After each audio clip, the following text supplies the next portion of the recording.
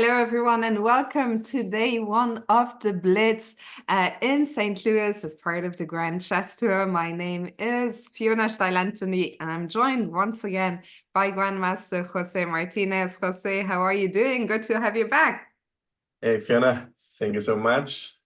Good morning, good afternoon for everyone. We are in the fourth day of the San Luis Rapid and Blitz. Today we start the Blitz section with the 5+2 time control. I'm excited to see Hikaru in his best shape and also in his best time control he can play.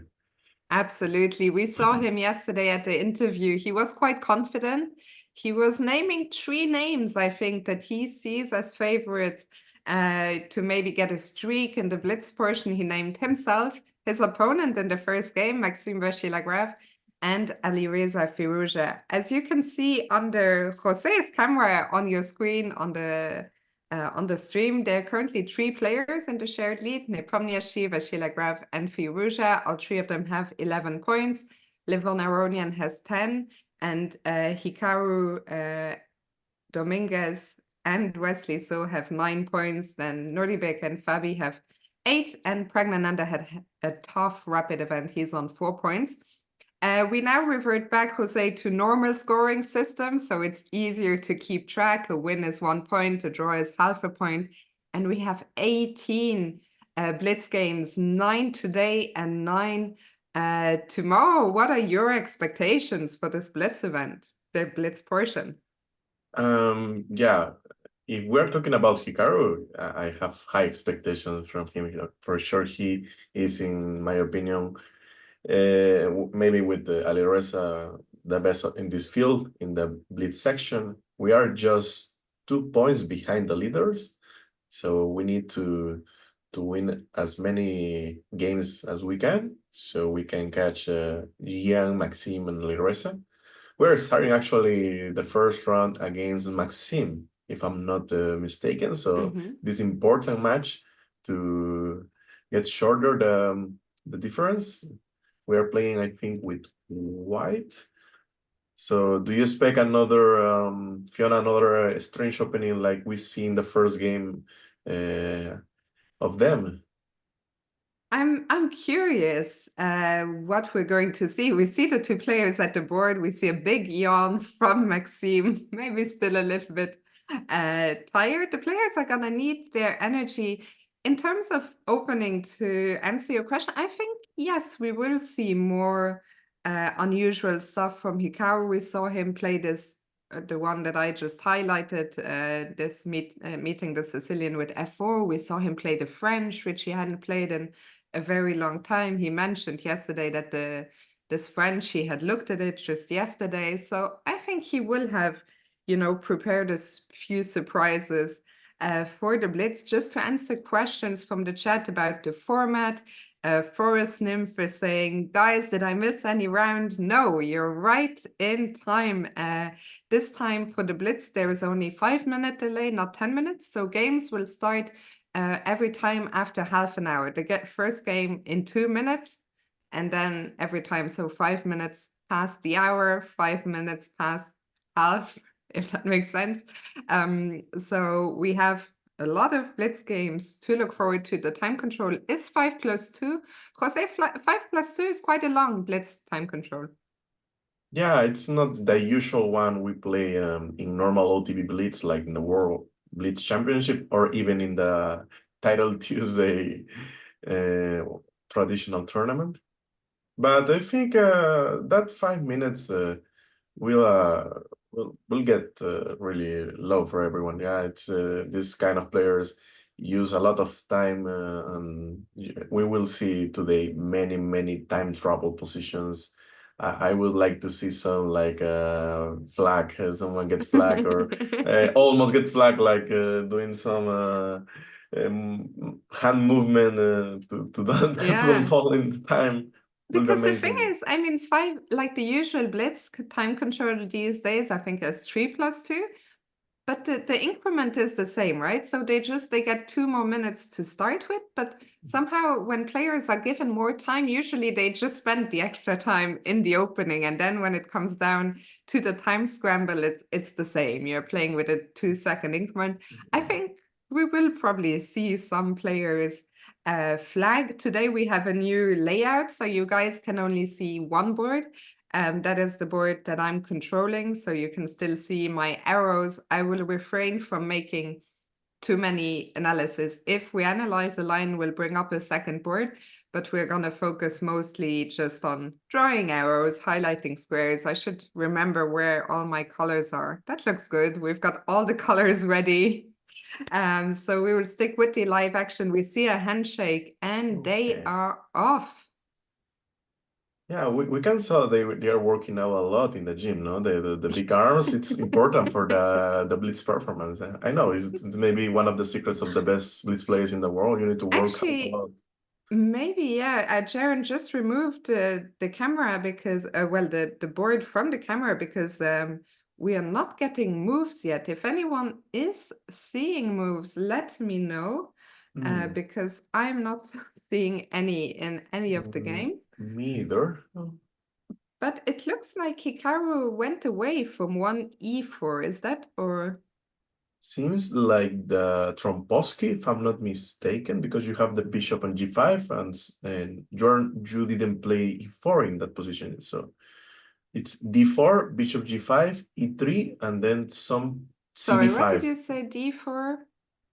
I'm guessing actually, but yeah, for example, d5, e3, e6, c4, and let me see if bishop e7, cd5, ed5, and knight c3. Yeah, we're playing now some usual typical position from the Queen's Gambit. So castles.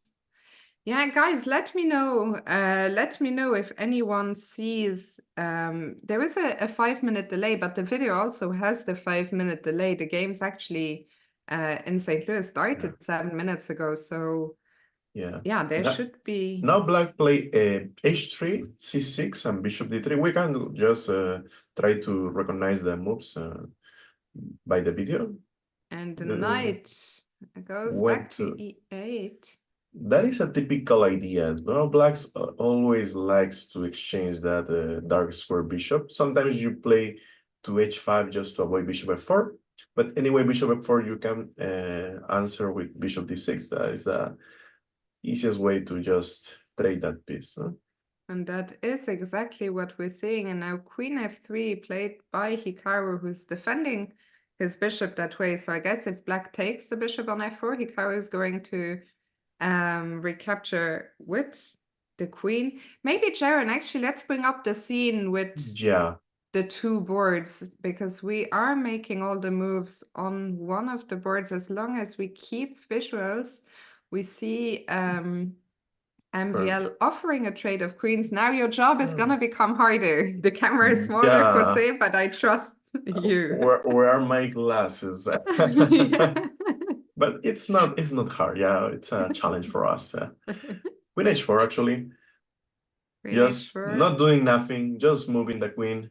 Yeah, Maxime can play, I don't know, bishop e6 developing a piece, and that will be nice to end the game with queen h7 mate, no? We're threatening now some mate on h7. That is true. Werner is saying, finally. Well, we're still not receiving moves. This is just the board that you're seeing is Jose and me manually constructing, making the moves that we're seeing. That's why we also don't have a clock. G6, Maxime spotted the mate threats and stops it. Yeah, knight f3. This kind of positions, the main plan of white is try to, in the long term, play b4, b5. That will create a weakness in the c6 pawn, and then try to use your remaining pieces just to, get higher the pressure, increase the pressure to that pawn, to the squares like c5, e5. So black sometimes needs to put a knight on d6, a black knight on d6, because you want to avoid that b5 idea, and also you want to trade as many pieces as you can with black. We see MVL bringing his queen to the defense, queen f6, so that if needed, the queen can slide back to g7. These kind of positions, I don't see Maximus in his best scenario because he has a really dynamic What was the last double-edged move? style. What was 96. the last move? 96. Yeah, that is the ideal square for the knight. Actually, we have the board. Okay, so yeah, I think white needs to play castle and rook b1. Try to play b5, or you can b5 immediately. Oh, we are finally starting to receive moves, guys. So let's just, it hasn't caught up yet, but moves are slowly trickling in. So in a second, we should be able to Will watch. take some time, no, to catch the live position. Yeah. I was hoping it would happen faster than this. But we can analyze actually this current one. It's kind of interesting how Hikaru is just doing the main plan without making the short castle. Usually you try to do this with your safe king, but black doesn't have a way to take advantage of that king on e1, so I think it's not a problem. Also, when you face what, b5, Jose? I think I just understood what happened. I think maybe chess.com had a 10-minute delay. Maybe they didn't realize. Could that be? That could be. Did he play knight c5 actually? I think. Yeah, that is knight c5 is a nice idea. You cannot take on c3 because you will get a triple attack. But anyway, it's not losing because you have after that king e2. But anyway, maybe bishop c2 or bishop e2. Yeah, this is not a knight I want to take as white. And guys, have a bit of patience. I'm sure someone either from the team or from the tournament is in touch with chess.com to solve the issue. What did Hikaru do? He played bishop c2. He's trying to cover the e4 square. And Max takes some b5 with the knight. It's important to take with the knight. If you take with the pawn, white can respond with knight d5. So we can see that Hikaru has 2 minutes on the clock. He's reaching to do something on the king side. What is it? Knight? Oh. Jared, we need to get rid of the clock again. I can't see what's happening on the board. Knight g5, queen h8. Knight g5, only move queen h8. It's really crazy because you cannot play queen g7 because you will lose the knight. If you play queen g7, white will trade. And trade and take everything. And take everything, yeah. You need to have the queen on that diagonal. What did... No, queen h8, and it's okay. It's Hikaru's move. If I'm white, I will play knight b5 and then rook b1, threatening the knight and also the pawn on b5. It's the easiest way, but maybe it's we can have a better option in this position. Yeah, there is also, the computer mentions taking on h7 with the same idea, just getting rid of this queen, and then taking everything on b5 and c5. That will lead to an interesting endgame. I don't know if Hikaru wants that endgame without knowing if he can win it. I would prefer to maintain the queens because... But knight takes, I think, is the top move, the move you were mentioning, knight takes b5. I think Hikaru is not sure he's moving his head. Maybe he has a lot of options. Wow, he plays in h4. h4. Okay, he takes first on b5 because I don't see the knight on c3, so he takes on b5 first because if not, he's losing. Yeah, that's correct. And then h4. Wow, he's going all in this position. For the Jin, this doesn't seem good, but bishop b3, huh? Knight e6, bishop b3. He wants to take the d5 pawn. Actually, it's really hard to defend that pawn. You need to play rook d8. Okay, you can do it. Now I don't like D8, the defend. position because black can trade the queens at any time. Like the h6 queen is not trapped, but if you want to avoid the queen trade, you need to take on e6, and that knight is really strong on g5. I mean, you don't want to take on e6, Yeah. but it's the only way to avoid the queen trade. Yeah, it's a messy position. Black at the moment is up a pawn. White still has this king in the center, but still a lot of life in this position. And there goes MVL, queen g7, looking for that queen trade. King Now d2. Hikaru, in that endgame, in the position we can see he has a pawn down, but still he has some initiative. Yeah, the bishop on c8 is not developed. You will enter with your rook. What did MVL do, by the way? A6 or something? No. Oh, he played a5. A5. Hikaru takes on e6. Maxim takes on e6 with the bishop, and then rook c7.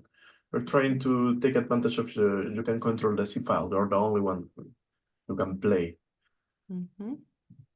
How does Maxime defend the pawn on b7? He can play b6 maybe. It's a pawn down, but Hikaru has a lot of compensation. I don't know if that compensation will be enough to create some winning chances, or is just to maintain the equality. Because black is really solid. The bishop on e6 is bad, but is defending this d5, f7, is defending all the weaknesses. I'm sorry, Jose, I'm completely over. I'm trying to follow all the moves, Yeah, but I'm yeah. struggling with my multitasking. It's okay. It's What we did cannot Hikaru do. just play? Rook b1, yeah? My rook b1, I Yeah, guess. rook b1. Now yeah, bishop b5, rook b2, rook a1, and bishop d1. I think rook b2, bishop d1. For sure, that is a logical move. You want to take on before. Now you can recover the pawn But what you did lost. MPL do now? Oh, Rook rook b1. Okay. Only way Takes, to maintain that pawn and before take. Hikaru only has like under 20 seconds, I think. But I think both players have around 20 seconds or so on the clock. What was the last move, king? No, f3, yeah? Yeah, I think I like the white's position now. Hikaru just improved his pieces. He has really clear plans to continue in this position. If he is able to take that before pawn, he is just matter of technique for him to win this game. He's doing for sure nice moves like h4 g5. You want to put the opponent's pawn in the like square because you have that bishop. You have that kind of bishop. So now rook a7, rook a4. Yeah, that is they are moving really quickly. Sorry, I am struggling to keep up. I'm commenting 3 moves before I have what no is idea. happening. I'm sorry, guys. I tried my best. I've lost the position. Oh, yeah. I lost it. Maybe we can. Yeah, I can create a position, but yeah, it's really hard to. It's like a bullet. It's like a bullet you are not playing. Yeah. Okay, let's just remove the DGT board and just watch with the camera and try to understand. The rooks have come off. This endgame is really hard. Maxine has 2 pass pawns in the queens and on in the king side. Hikaru has 2 pawns connected in the center, but in the practical. Should be a draw. What do you think? I prefer black in this position. Yeah. Okay, white even can win, but no, he cannot win because you will sacrifice always 1 pawn to take the other 2 in the center. Yeah, this will be a draw after this because bishop d5, 1 piece cover a pawn, the king cover the other pawn, and just you trade all the pieces. Hikaru was really close to winning this game. He played amazing opening. Actually, he played the endgame not bad. Anyway, Maxime found really nice counterplay with his b5 pawn and leads to an equal endgame. Maybe that endgame with black would end worse for Hikaru, but anyway, draw is a nice result. Yeah, Maxim is the former world Blitz champion, so it's Absolutely. And you know not what the good easy. news is? The fact that there is this delay means that we can now watch some of the other games. Since there is a delay, all the games are still going. Yeah, they are Let's check happy. in They with are smiling, analyzing. they Let's are go to happy. another game. Let's I go can. to the leader, Jan Nepomniachtchi, against Wesley So. Why are there so many queens on the board? What's going on? Okay, one queen is gone. I guess queen takes. Or what? Yeah, White has to bounce up, and his king is really exposed. I don't know if queen a7, bishop b1, it's maybe a draw because the queen e1, queen h4 threat. After you take on b1, you at least will have some repetition, check repetition ideas. But it's not allowed, right? Because here you could have blocked the check. The thing is, the black king is really safe because you have that b1 bishop covering every single check from white. So seems like the h7 king is not good, but actually it's really good in that score. But again, Jan has played so fast. How does he have such a big time advantage even in Blitz? Crazy. Yeah, he is well known to play really fast the games. Even in classical, he likes to rush I his have a prep. feeling that this queen ending is going to be. I have no idea if it's theoretically a draw or a win, but I think in practice you almost always lose, probably. I hate queen end games because when you think it's a draw, you are losing, and when you think you are winning, your opponent just make that triple repetition check. So that's I don't understand sometimes the queen end games are really hard. By the way, chat, if you're wondering, a lot of people are at work behind the scenes because I think it's an issue. I don't know if it's on chess.com's end or where it is, but I'm sure it will be resolved soon and we're not going to have to manually input every single game. That would be a bit of a challenge. By the way, how did okay, everything else, all the games are still going, at least with the weird delay we have going on. So how do you make progress as white? Do you try to bring the king, or what is the way to play this? If I am white, I will just try to put my king on g6. After queen e6 check, you need to wait what black will do. If black plays king d8, it's over because queen g8 just take the other pawn. After king f8, it's also difficult because that king is doing a great job defending the only remaining pawn. You want to push your d6, d7, but also you need the space for your king to avoid checks. The first thing you need to search in this position is where your king wants to be to avoid the checks from Wesley. So I'm really curious if something is wrong. I can't believe that Jan would have spent all his time here. So it looks like we might have lost. It looks like we might have lost the game. I think we've lost all the games, but it looks like Alireza had a winning position. Maybe I can click that. Oh no, I don't know. Everything is messed up, guys. All the bars, even Hikaru's game didn't come to a conclusion. So we have no idea what is going on. Yeah, I think in the original, yeah, they are having problems also. Yeah. Is this moving? No. No, nothing is moving. Here. At least we can see the final moments of from Hikaru's game to maybe. I don't think so. It's also stuck. It's also stuck. No, I think everything is stuck. So guys, if you have any random questions, if you want to know what is our favorite song, our favorite color, Any random question you ever had for us, ask us now, because there is nothing. It's the We would time. love to show you some chess, but it's not happening right now. We do have, I mean, the next game starts in 10 minutes, so hopefully there will be enough time. What's my favorite song color? Probably black. How many countries has Jose been to? Ooh. I think it's in this year more than 20. I Wow. don't have the exact number, but yeah, Yeah. more than 20 for sure. Thanks to chess. Yeah, chess makes us travel. What's a new hobby you've been obsessed with? I've been obsessed with Sudoku. Do you have any new hobbies?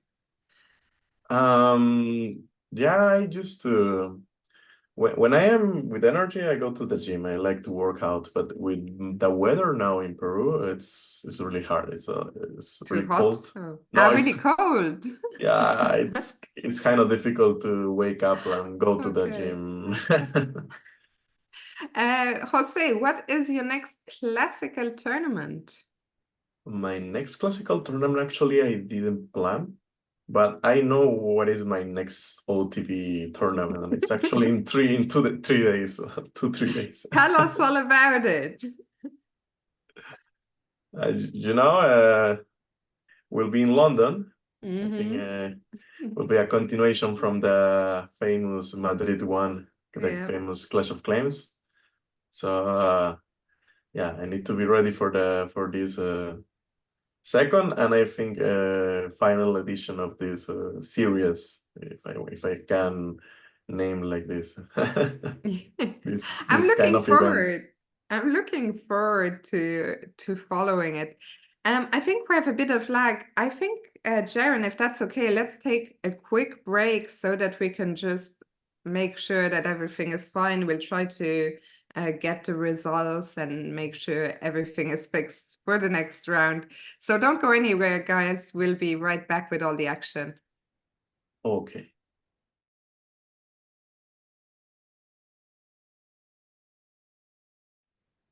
Welcome back, everyone. It is day one of the Blitz. There were some technical issues during the first round, but that has been fixed now, wasn't on our end. So the next game should get underway 3 minutes from now. But maybe we can just take this time, Jose, we're not going to have time to analyze everything, but maybe you pointed out this moment here. So Hikaru won the pawn back that he was down on b4, and you're saying here was a good opportunity for Hikaru to Yeah. play e4. Yeah, because you're threatening after e4, e5, and that rook on d6 kind of defend both pawns in a one way. So, and also you point me about the end game.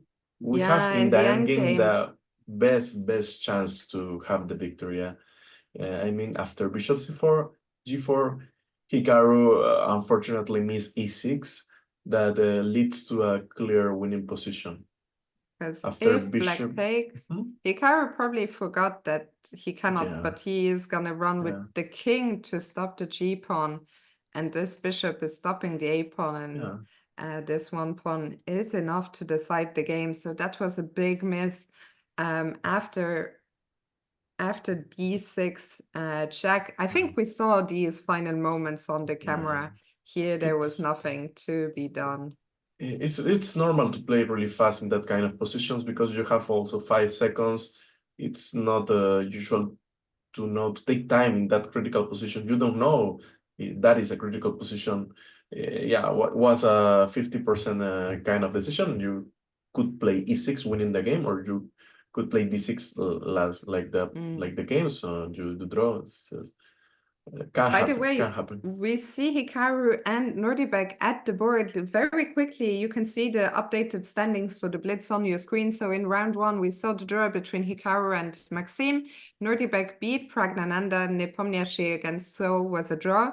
Caruana beat Aronian, and Firouzja beat Dominguez. So we're now moving on to game number 2, and for Hikaru, it's nice. He's starting with a double white.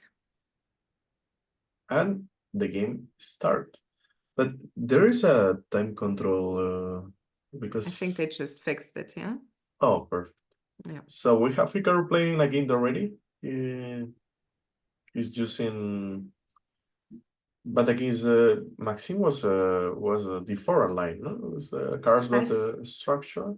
Yeah, now we get something different. So this time we actually have A Kinsington with a tempo, yeah, the famous white Kinsington. and Okay, maybe King's defense. if Jaren won, well, we can also keep disputes, also fine. So d5 striking in the center, e5. Where is this knight going to go? Yeah, usually to d7. Now we have maybe usual typical position from the King's Indian attack. These kind of positions are really sharp.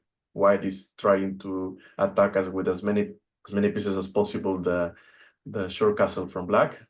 You can expect some moves like Queen e2 and the famous maneuver knight bd2, knight f1, h4, knight h2, and knight g4. This is the a well-known maneuver just to. I'm not even in time to draw all the arrows because they are moving so fast.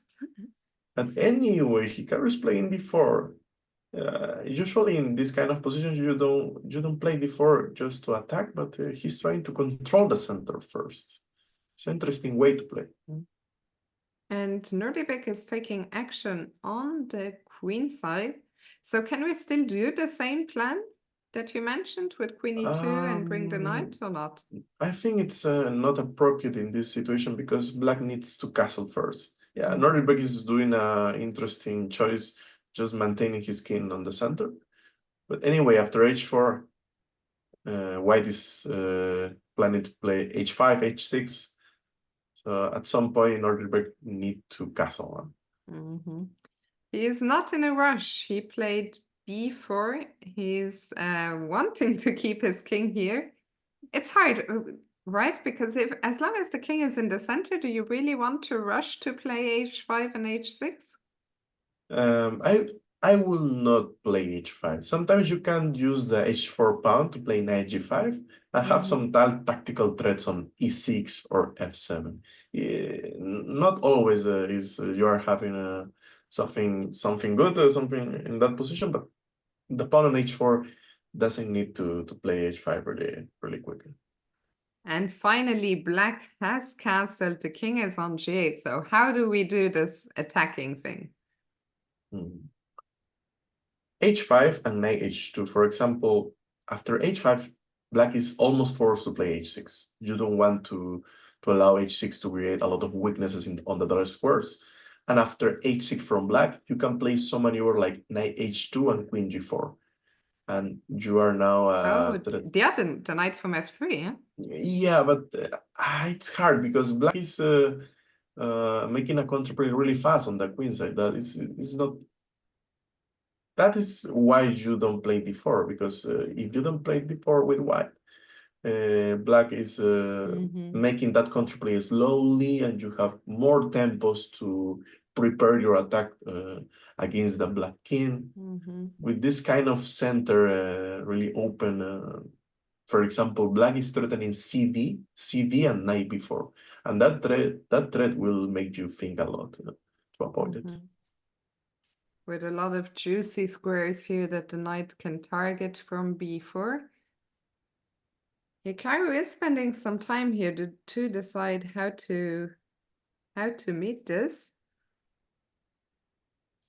It's funny, now we have the moves, but now we don't have any.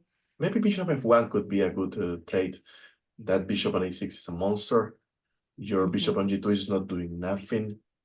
It's a well-known concept. When you face a really good piece from your opponent, you want to try that thing. I don't know. After this game, I'll refresh. I don't know why my... Can you see engine evaluation on chess.com? Oh, it's again, really. it's a chess.com issue. I'm reading in the chat that it's not working for anyone. Yeah. But then you have to be our evaluation. Yeah, we have the human evaluation. It's not a problem. What is my human evaluation? maybe slight advantage from Nordirbeck in a practical perspective. But you know, it's Hikaru. Yeah, With true. Hikaru, everything can happen. But I'm a little bit worried, I have to say, about the time situation. Under 2 minutes for Hikaru and still almost 4 minutes on the clock for Nodibek. And also Yeah. looking at the camera, Hikaru does not look happy. He plays bishop g5. Yeah, that is a nice way to start an attack. He's trying to avoid some queen a5 ideas and with black. And now exchanging that bishop is really nice. Actually, that bishop on e3 was not doing nothing for Hikaru's position, for Hikaru's ideas. Bishop h5, if black takes on g5, white can consider take with the h pawn, and in the future, you can make an attack on the h file. That's why maybe Nordberg will not take the bishop on g5. Maybe he will play rook e8. He is spending some time here. I can never forget what the viewer said a few days ago. With his short hair, Nordibek looks even more scary. He played rook b8 and the dark squared bishops are off the board. Yeah. I would like to play some rook ac1 or queen a3, but bishop f1 is a really good positional move because you want to trade that bishop. With just knights, this position is the kind of position you don't want to play against Hikaru because it's yeah, there is a lot of option, a lot of action. Now you have the ideal pieces for this structure. You don't have now bad pieces, just knights. That knights can make a lot of threats and ideas. You don't want to trade the queens for sure. No? You So need where do the you go? queen. Okay, Yeah, back to d1. you don't want because your best chance is create attacking threats, big attack idea. So you need the queen for do that. Yeah? Somewhere over here would be nice. Yeah, I can expect some c4 at some point, but not now. If you have your rook on c1, for sure Hikaru he will play rook c1. But if you play rook c1 now, black will take on a2, and that is not a good option. That rook on b2 is doing a great job and not letting us to create some good maneuver to start the attack. Huh? Do you think it's a bit difficult to adjust from quite a long rapid format to Blitz within one day? The first few games, at least. Yeah, actually, the time management it's worrying me about Me Hikaru's. too. That's why I mentioned it. It feels like I think Hikaru will warm up, but it feels like he's spending a bit too much time in the opening stages right now.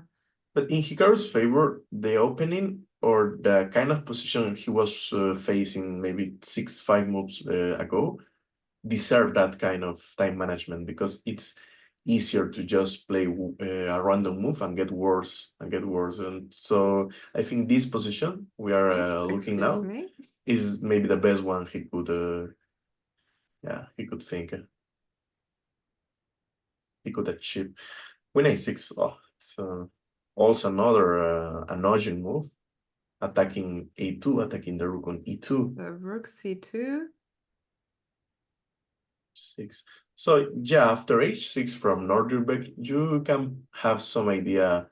You have a permanent idea to play g4, g5 and start an attack, but it's you need to do with a really good Let me just 1 calculation. second, bear with me, guys, as I turn off the cloud analysis. Oh, and we are back, and the event is telling us Hikaru is winning. What happened there? What? Winning. Okay, How did that happen? that's Oh, 91. oh, he's winning. Wow. I'm surprised.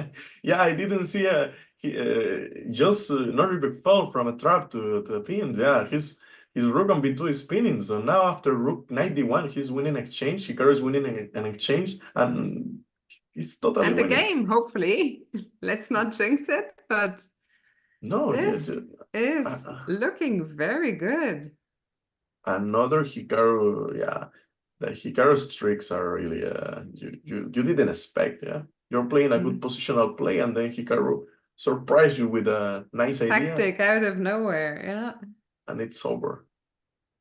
Unbelievable. And Hikaru, we can see him lean back in his chair.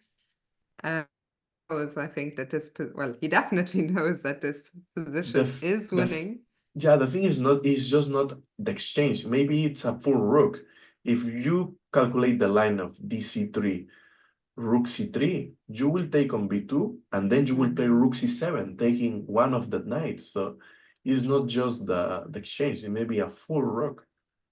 So I think I don't see any chance from Norderberg to save the game. Yeah, look his eyes.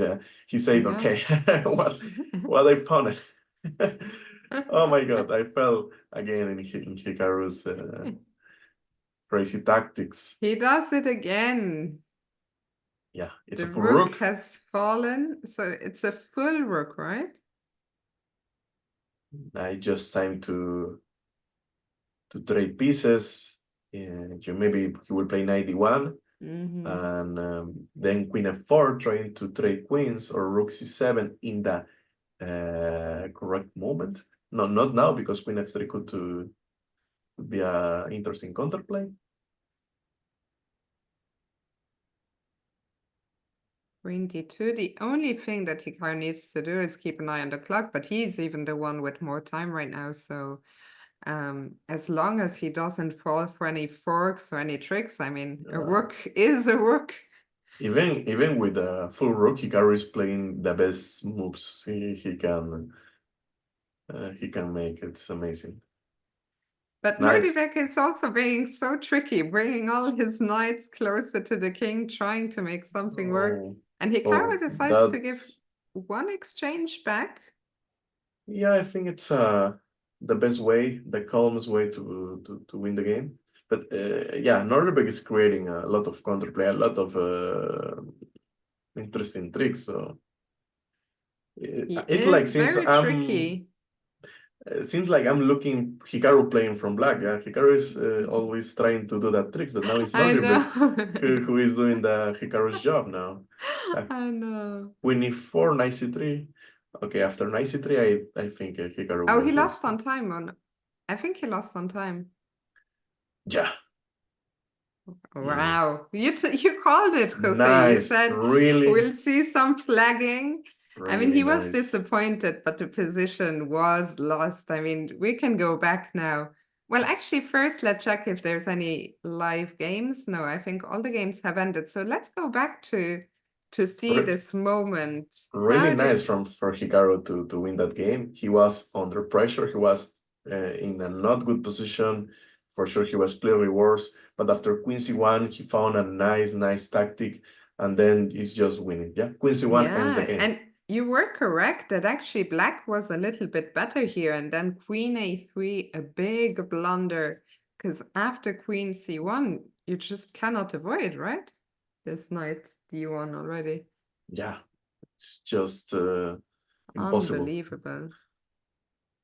There it is, and I think from here on out, Hikaru converted cleanly. And Nordivek was putting up a big fight. He was trying his best, but then he flagged in this position here. But anyway, I think Hikaru would have played probably Queen f3, just making sure the king stays safe. Because if you play Queen d2 is mating too. Queen d2 is not be so nice. It's a nice move if you think like you're attacking the rook on c1 and a knight on c3, but you can get mated on two moves. So, for sure, Hikaru will not play Queen d2. He knows this. If he can play Queen f3 every day, he will play that. Absolutely. Elsewhere, by the way, let's take a look at what happened in Wesley against Fabi. Another Italian. You were mentioning Wesley is a big expert, I think, from both sides in the Italian game. Yeah, it's he knows every single order. Italian is alone and really difficult opening to learn because They actually didn't they play an Italian game in the rapid portion where Fabi won? Oh, it was not against Wesley. Didn't somebody beat Wesley quite quickly in an Italian in the rapid, a game that we watched? No? Alireza, maybe. Yeah, I think Alireza was he played a really nice game. Was not a quick game, but it was a instructive one. So what happened here? It looks like okay, so far. I mean, I like White's position. Knight G3 is given a question mark, which seems a bit harsh. Why would Knight G? It's a normal move, but maybe not in the correct moment. And Fabi took on d4, knight takes, bishop c5. Rook c3, okay. Bishop d7. The rook is not in a natural position, natural square, but it's doing very strangely placed. But I think, I mean, I saw when we clicked in that it was quite a quick game, so I wonder if Fabi blundered. Some Fabi blunder, right, in the rapid. What game is this? Remind me. Against Nepo? No, not against Nepo. What was, we saw one huge blunder against Dominguez, maybe, where he just blundered a piece or something. Remember, Fabi blundered, I think, a full piece or something. Yeah, that was not. Now In I the can, end, but in the end game, I think. Oh yeah. He played against Elenia. He just missed some discovered defender. Yeah, was against Lanier. Lanier was black. Yeah. Fabiano was white. He was playing really a good game, but then in a critical moment, just miss a obvious move. So But what anyway, is? I mean, this looks pretty even. I can play with white and black in this position. White has some kind of control, positionally domination, but also black has nice knights. That knight on h4 is avoiding knight f5 from white, but also can be a attacking piece in the future. So it's kind of difficult to evaluate this position correctly, but wow, g5. Maybe unnecessary, but yeah, he's creating weaknesses, maybe not in the correct moment. Now white can maybe queen c4. Looks natural as well. The thing is, knight f5 is coming at some point. You need to have your e8 rook protected. So if not, for example, if rook d7 instead of queen e6, white can play knight f5 and now, you cannot take exactly. Yeah, that's why queen c4 was a nice move, because it's putting black in a difficult situation, in a difficult to a difficult decision. And guys, the question marks are, of course, the automatic chess.com. I think, again, queen c4. Okay, maybe the computer thinks they are better moves, but I think from a human perspective, it's a nice move, asking some big questions. And queen e6, it looks like here e5 was an option for white. Yeah, actually, after 95, I think you have some pin idea of queen e4, maybe rook d3. I don't know. Yeah. Queen e4 seems like the same idea from Hikaru, just a pin. One of the most common tactical motifs, tactical themes in chess. And it's maybe enough to win the game. Yeah, this looks very powerful. Instead, Wesley played queen a4, queen e7, and now e5. I mean, e5 is literally the top move of my engine, and it's getting a question mark, so I don't know what's going on with that.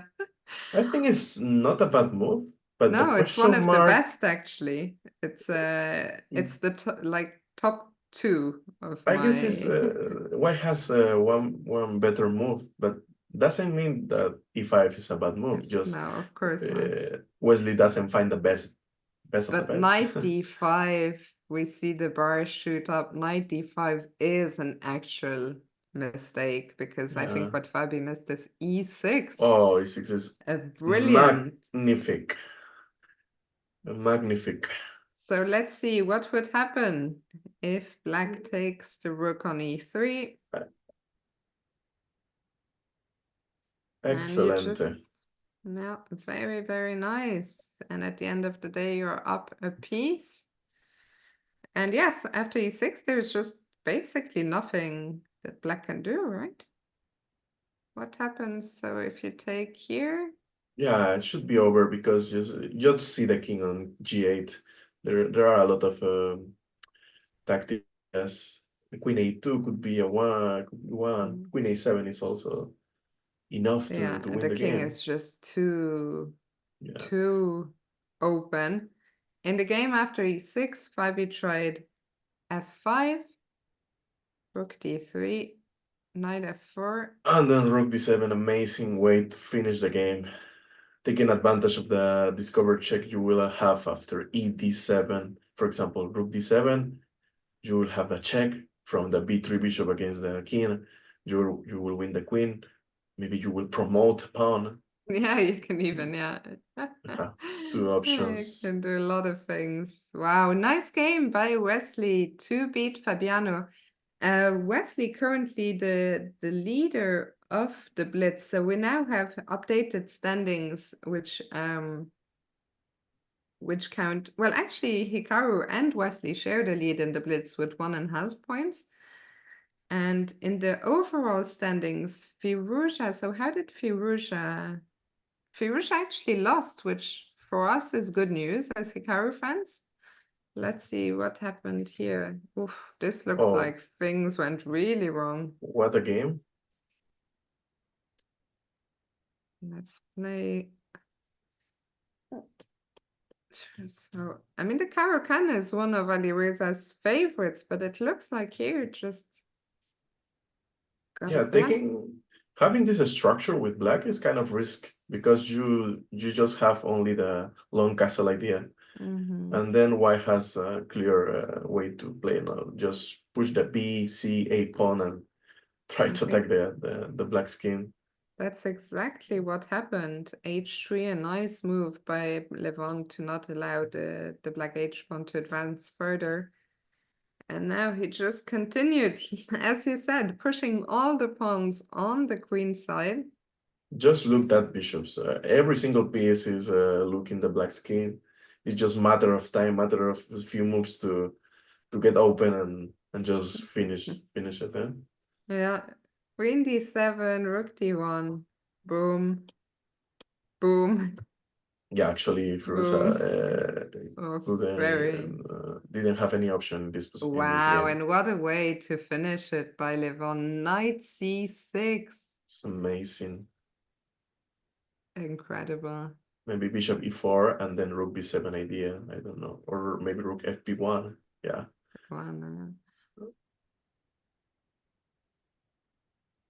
Yeah, Still down a it's piece. No, what am, yeah, down a piece, but but bishop d6 and e5. Important to play bishop d6 first because if you play e5 instead of that capture, black can respond with knight e4 and things will not end as quickly as immediately, yeah. yeah. So bishop d6 was the final move. Alireza had seen enough and resigned.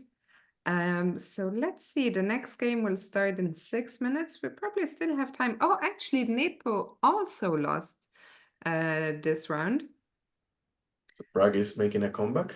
Yeah, I think it's his first win in this Rapid and Blitz, so I'm happy in a way for Prague. He also played the Trompovsky. Trompowski is a nice opening for Blitz. It's really easy to play. Then the plans are not complicated. And if black doesn't know some good line, you can get a worse position. Like Yeah, now. let's see. I mean, I was just gonna say, I feel a little bit worried about this Black King. Okay, 2, knight g5. Again, I think sometimes, guys, you can ignore the question marks that It's hard to know. Sometimes the question mark is deserved, and sometimes I think it's just way too much.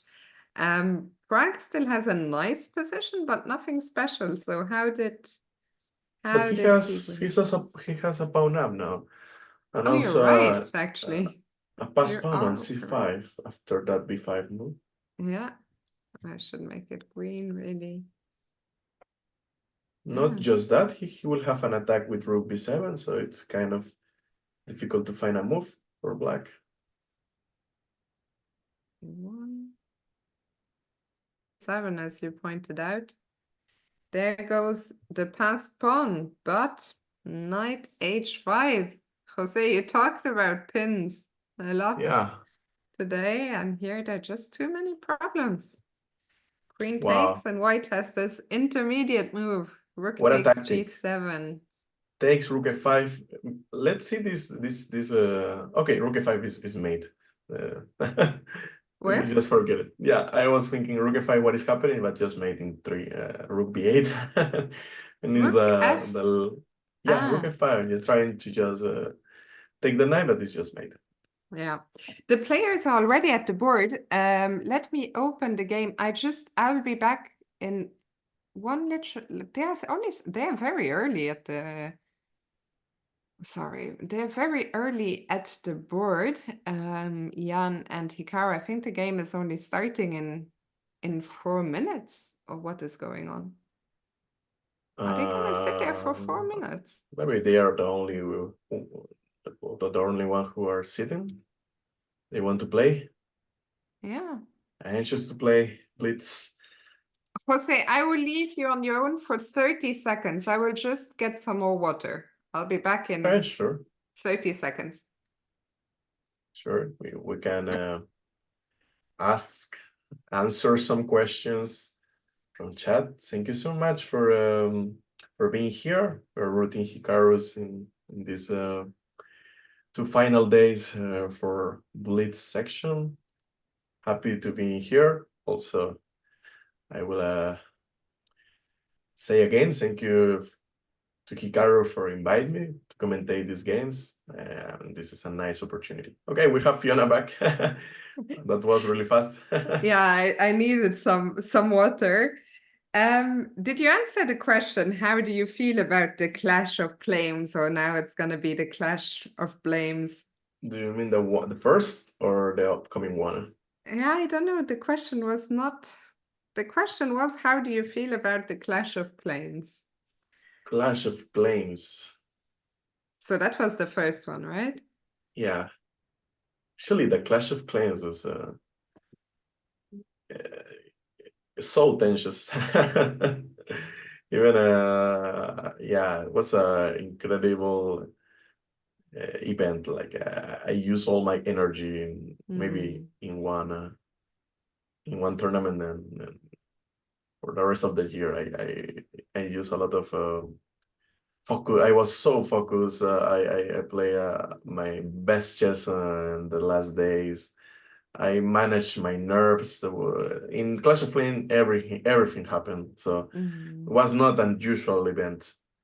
We need, not just me, also the organizers, we need to handle many things to let the show continue. So at some point, the Clash of Clans was almost interrupted or canceled. You know, but the obvious I was facts. watching everyday life and I could feel the tension, even watching Yeah, from vacation. I was, on the beach, I was watching, I was and even I could feel expecting. the tension and the pressure. Yeah, I was expecting a normal match, but was not a normal Mm. match. Actually, I didn't change words with Mr. Kramnik at Oh, any really? moment. I just say You guys hi. didn't talk? I just say hi, shake the hand when I meet him for first time, and in the games we shake hands. But after that, we didn't exchange any words. That's insane. Yeah, it's incredible. That's really Yeah. insane to me, actually. People can feel like we were just hanging out after the day the first second day, but no, it was actually I didn't exchange any word with him. It Wow. was strange, but actually logical because I don't know him, and Yeah, but still, I mean, he made some claims, right? And I think Yeah, it would actually be for him to, like, he should take the initiative, in my opinion, to talk to you. But anyway, we'll have more time to talk about it later. We have a new game on our hands. Hikaru is black against Jan. yeah. They're playing maybe some Chebanenko defense. I think that is the correct name of this defense with black. Mm-hmm. The Chebanenko one. I don't know anything about this defense Hikaru is playing, but I I just think think I know that it's Shebanenko was from Moldova. I oh think that's all I know. I don't even know if it is the correct name, but I trust you for it. We saw Hikaru play this similar pawn structure in the Rapid. Was it not even against Jan himself? I didn't remember actually. But we Was can it? It was something where Hikaru, I mean, he set up his pawns like this, and then he played this queen e7 and oh yeah. pushing for e5, right? Could be a similar position, but the ideas Not the are same. similar. Yeah, Yeah. yeah. You want to create that e5 breakup in the center. Rook d8 first is interesting. Yeah, he wants to do with the rook on d8. Maybe he needs to play b6, bishop b7 at some point. You need to develop that bishop. There is two ways to do that. Yeah, play e5 and have the diagonal, the c8, h3, the diagonal for that bishop, or you can play b6, bishop b7, and think in playing c5 at some point. Yeah, other Yeah. kind of setup. What about white? This Jan's move right now? Do you play rook e1? Looks like one of the natural moves. Yeah, I think GM needs to play some e4 ID at some point, but that bishop on b4 is doing a great job. a3, what is he thinking about? What Pawn happened is if hanging. Hikaru takes that pawn?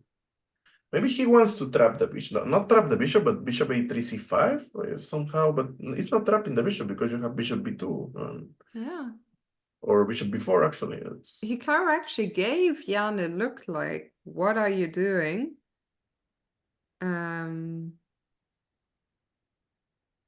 What are you doing? Why are you giving up this pawn? I think he will take it. Toad Squad is asking, is the pawn free? Maybe white gets some counterplay, but at least it's not a poison pawn. I think you can actually take it. maybe it could be a prep. I think it's not a prep because Yang is using a lot of time, and these kind of positions you cannot expect to reach these positions in Yeah. this opening. The By bishop the way, e3. Silent Soul is saying, I can't believe all of us missed the eval bar for so long because Fiona Wow. forgot. That wasn't just me. I mean, I have the same exact settings as every day, and the eval bar was working for nobody. Okay. So I have no idea why this Now, cloud evaluation. now I can see Yan's idea. He sacrificed exchange, He wants to. plays c5, Mhm. and you need to be you need to think twice. Queen a5 it's bad because knight e5 is just winning maybe. Mhm. b6 is the move I was thinking, but maybe it's not enough to Yeah, find this. a way to escape for the black queen. So after, let's say, knight b1, okay, that wasn't played. The queen would have had to go. But yeah, it's a bit uncomfortable to play with this queen here. I don't see the plan from Ian to just to capture the queen, but Oh, and by the way, Benjamin Bock is in the chat and he's saying there was an Aronian Carlsen game, Norway Chess 2017, that was very similar to this, maybe even the same. So with the sacrifice. yeah, I guess so. What happened in that game? Let us know. I think Aronian won against Sacrifice in Exchange. Maybe that was the famous game he won against Carson. That was really nice. So knight d5 now. You had mentioned that when the queen steps here, knight d5 Yeah. will come. Hikaru is maybe afraid about the queen trap ideas from Ian. That's why Yeah. he takes them before, but after 95, there are a lot of options. Yeah, imagine you play queen b2 or queen a3 or queen c4. I don't know which move is better. White has knight b6, knight e7, and then take on c6. I don't know. It's okay. It's good. Like Hikaru is playing fast because if he takes his time, he will have a really critical position. Maybe not a good one with time travel. He's playing so fast. I like that kind of decision. His time management choice. But Queen c4. And what were you saying? You're talking. Oh, yeah, there's yeah, c6 is also hanging, by the way.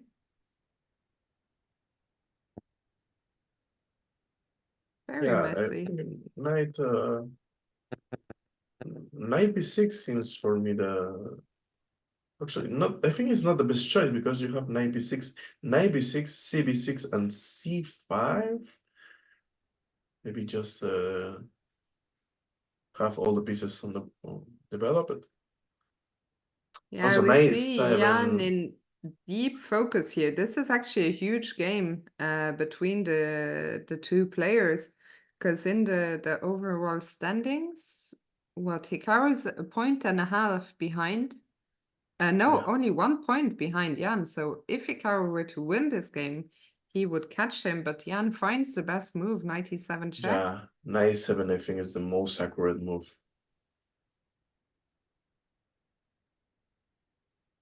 Oh, and by the Nice. way, in that game, Carlsen Aronian, I think it deviated after b4.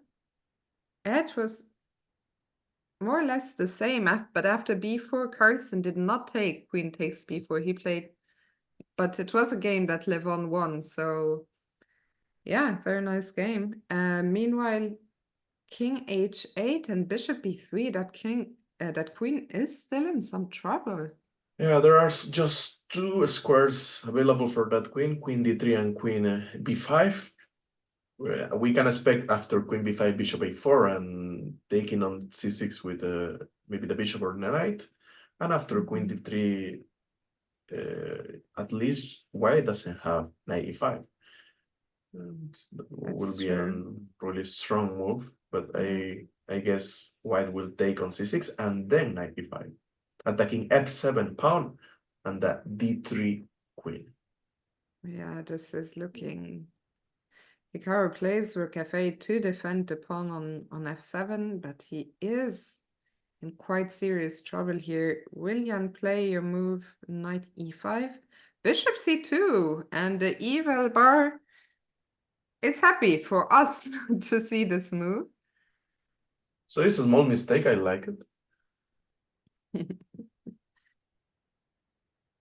Oh, queen b5, bishop a4, maybe they want a repetition, but But I I think would not go back because then you allow knight e5 again. there is not a lot of options. Queen b2 seems a move you Yeah, will. queen b2 was the best found by Hikaru. So now I believe in Hikaru's options, in Hikaru's chances.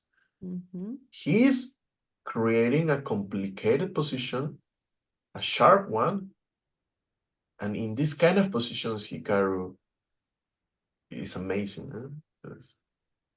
Now the chances And we for can me and to see take the also advantage.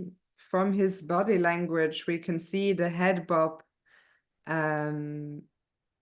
I think Hikaru is feeling a lot more confident now.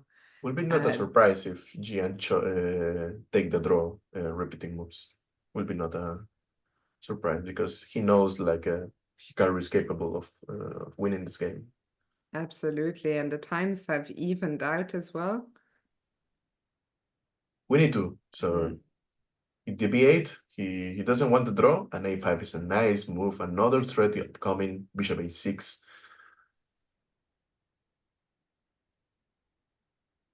It's hard. This position, you need at least 20 minutes to do the right decision. You cannot make the right decision with 1 minute on the clock. What a mess. Both queens were hanging.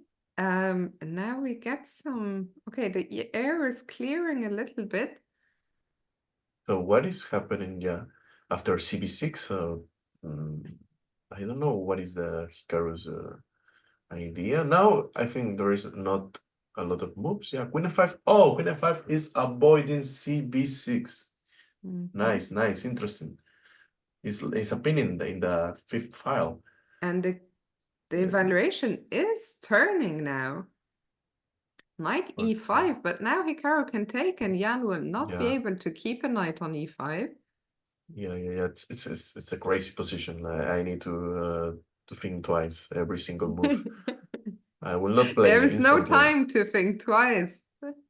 Knight g8, amazing trade idea. Maybe could be better to, yeah, okay, Hikaru is doing perfect. I think Jan is gonna regret his decision not to take the repetition, as you were saying. Incredible. bc5 is threatening rook a b8, and you cannot save the bishop, the b2 bishop, because queen e2 is not an option, because you have your queen on h5. So he is winning exchange. You can okay, he plays with the rook on f. I will prefer the a, but he has his own ideas. The knight is trapped, no? Yeah, it's amazing. Yeah, you have your b2 bishop attack. You have the knight on e7 with no squares.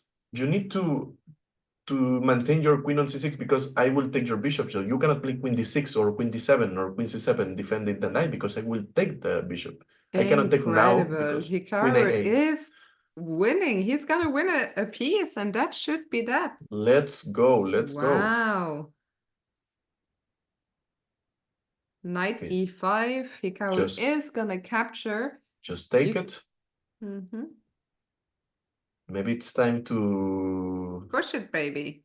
Push the pawn, or maybe queen h7, just to avoid some that bishop ideas with e6. I don't know. Maybe he can trade queens. That's a classic move. Like it. Queen g6, keeping everything safe. Queen e6 again. Queen takes e6. There is not any kind of tactic. And now no more moves. Yeah, you need to take. And this should be a game. This is a game from This should be easy. Yeah. I mean, it's an exchange with a passed pawn. Maybe he can play king g8 just to avoid the give more pawns, but a3, a2, rook b1 cannot be a stopper.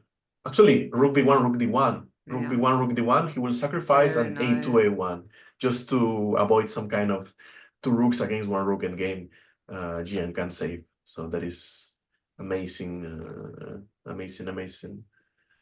Wow, what a win for Hikaru, who catches Jan in the standings. A super important win. Let's see the other leaders. Alireza is still playing against Wesley So. We're joining the game with only seconds on the clock. But what is this mess? I have no idea what's going on. Looks like b5 was made. Okay, the moves are. Yeah, he has 2 seconds. Wow. Okay. Oh, take some bishop b4 is winning. What a miss from Wesley. Classical tactical skill. Trickster. Yeah. As a tactical monster, Alireza will never miss that kind of move, that kind of idea. Very nice finish. And the last game still going. Fabi against Pragnananda. That king is brave, but it will be not enough to save the game. No, too many pieces. So Prague was won the last game. Now is having problems with Fabiano. He's not doing the strong comeback, but I think he can get some points after the upcoming games. Yeah, so let me see. So for the standings, so MVL and Firouzja are in the lead with 13 points. But wait, this already, no, this game isn't counted, and Fabi wins this one. So he carries just 1.5 points behind the leaders. Was he not 3 points? No, he was 2 points behind the leaders, right? Before today. Yeah. So now 1.5, and who is Hikaru playing next? Let me just see.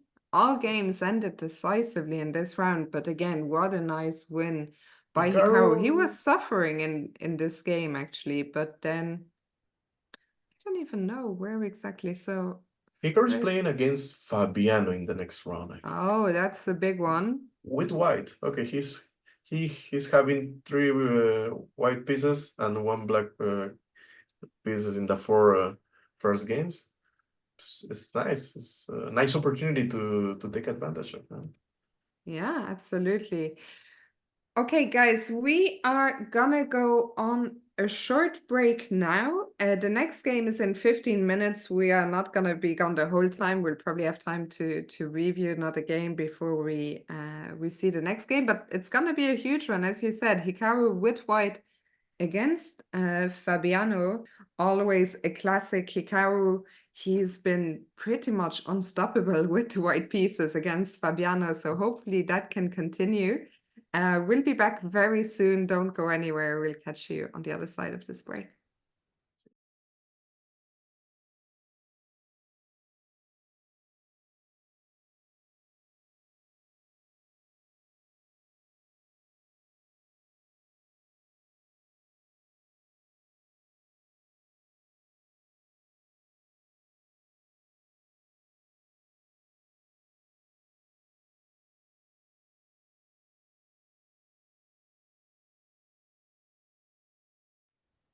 Welcome back, everyone, to the first day of Blitz from St. Louis. And Hikaru has had a great start to the tournament. To the Blitz portion of the tournament, has some catching up to do. He's on 2.5 out of 3 in the Blitz. And Jose, he's playing against Fabiano in just 3 minutes with the white pieces. We see the handshake between the players. Do you think he can continue his winning streak? For sure. I am Hikaru's fan in this tournament. We're rooting for him. He won the last two rounds, the last two games. So he's in a, how to say, in a momentum. He likes to say that word, a momentum. I hope he can make his best in this game. You know, Hikaru is a good player in time trouble situations, and Fabiano is not too well known for that kind of scenarios, but in trouble. So I think Hikaru can get this game. I'm curious if they are going to repeat this Rui Lopez we saw in the rapid portion, which went very wrong for Fabi. He had a good position, but he maybe couldn't remember Uh, everything precisely. I Uh, will not expect from Hikaru because he said like he was almost losing with at some moment. So maybe yeah. maybe he improved and he check again the line. I mean, he could take on d5 with the knight, right? In that line for Yeah, those of you who but are here with us. But I it's a also don't think they will repeat it. I don't like that kind of positions. I think Hikaru wants to place chess. He wants to place a fresh position that Fabiano doesn't know, doesn't analyze, and also Hikaru can make his own ideas. Huh? Absolutely, I'm with you. I think Hikaru will not be looking for a theoretical debate in a blitz game against Fabi.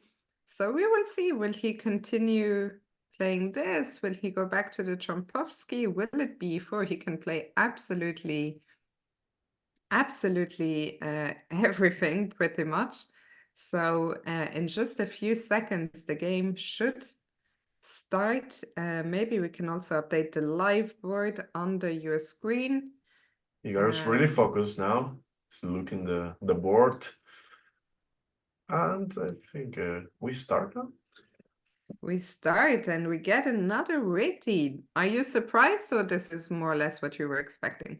He is winning the last two games with white, I think, against Prague in the rapid section and the last game. So he's trusting his opening. Huh? Yeah, this time again, it's a little bit different.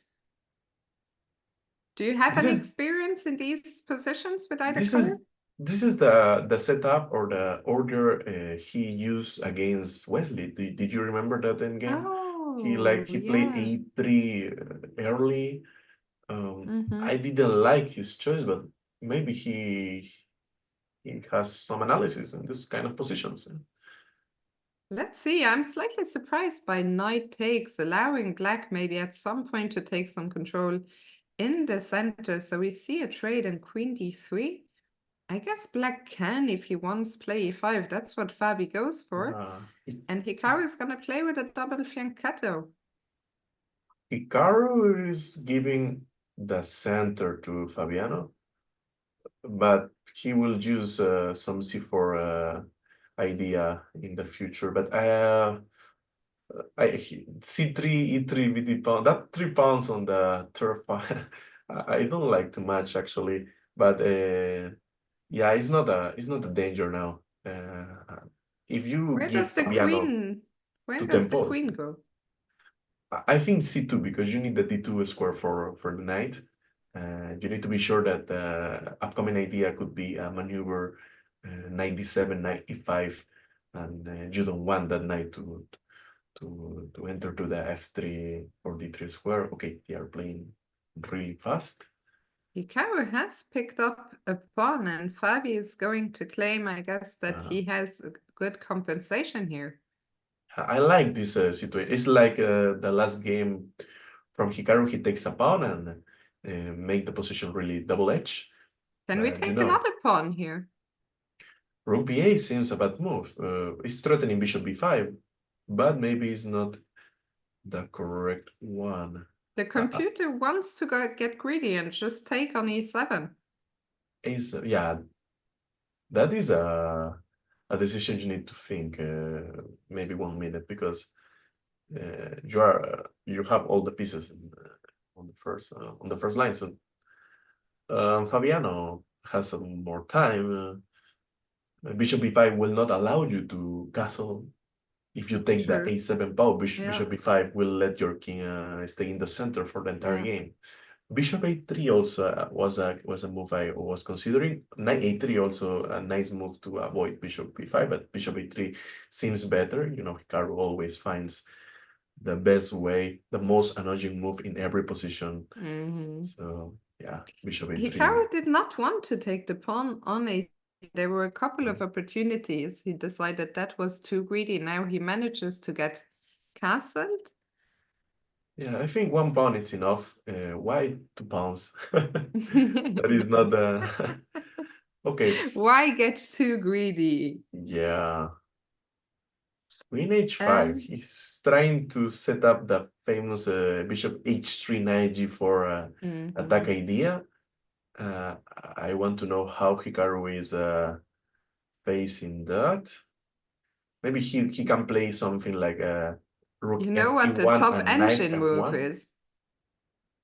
The top engine move is take the pawn. Okay.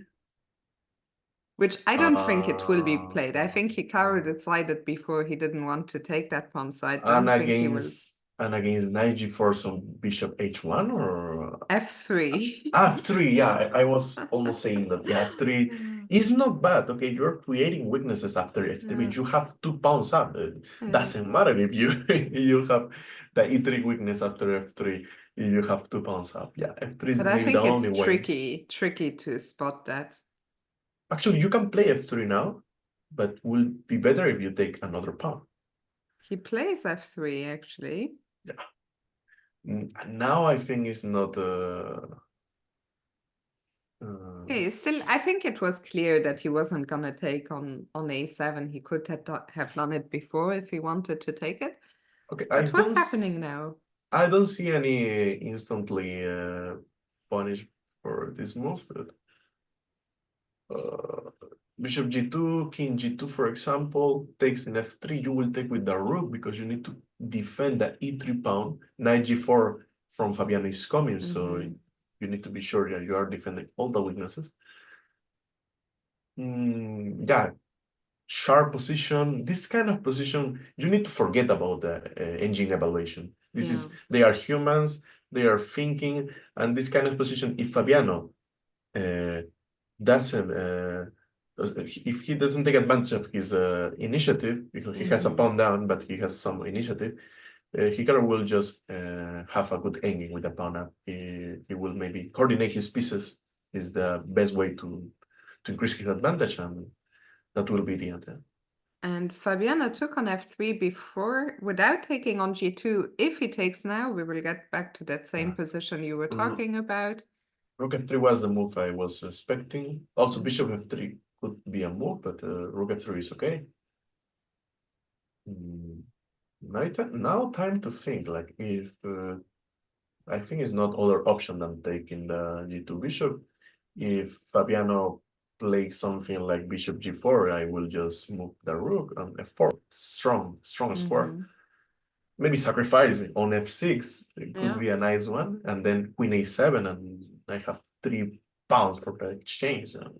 This would look very promising, yeah. A lot to figure out. Suddenly, Fabi is the one who's lower on the clock. Hikaru, in every game we've seen so far, has spent quite a bit of time in the early stages of the game. But again, he is leaning back here. He's out of our frame, which to me indicates that he's probably feeling quite relaxed right now.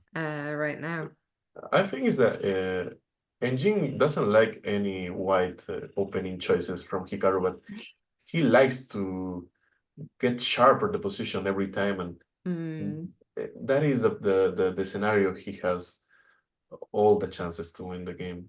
Knight g4, actually, that is a move I didn't consider, and it's a good one also. So Hikaru trades bishops and plays knight f1, defending the pawn on h2. Only move to, and then rook b6. Now it's time to find best moves, but you don't have time to do it. So rook b6 is the most logical move to threat rook h6 and then threat knight h2, but it's a mistake. Also, queen b2 is another mistake. And knight e5, Fabi finds the knight best e5. move. The only 2 remaining squares are f4 and f2, but you will knight d3 is winning exchange. Queen b2 was a quick move.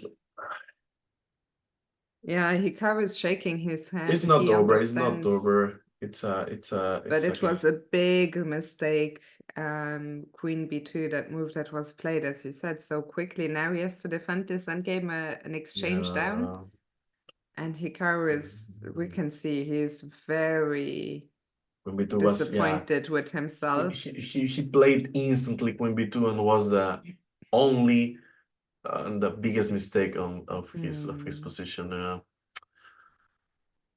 We know like when we play fast, we think like the move we are doing is the safest or it's enough, but it could be the biggest mistake, and that's when you say to yourself, why I didn't think more.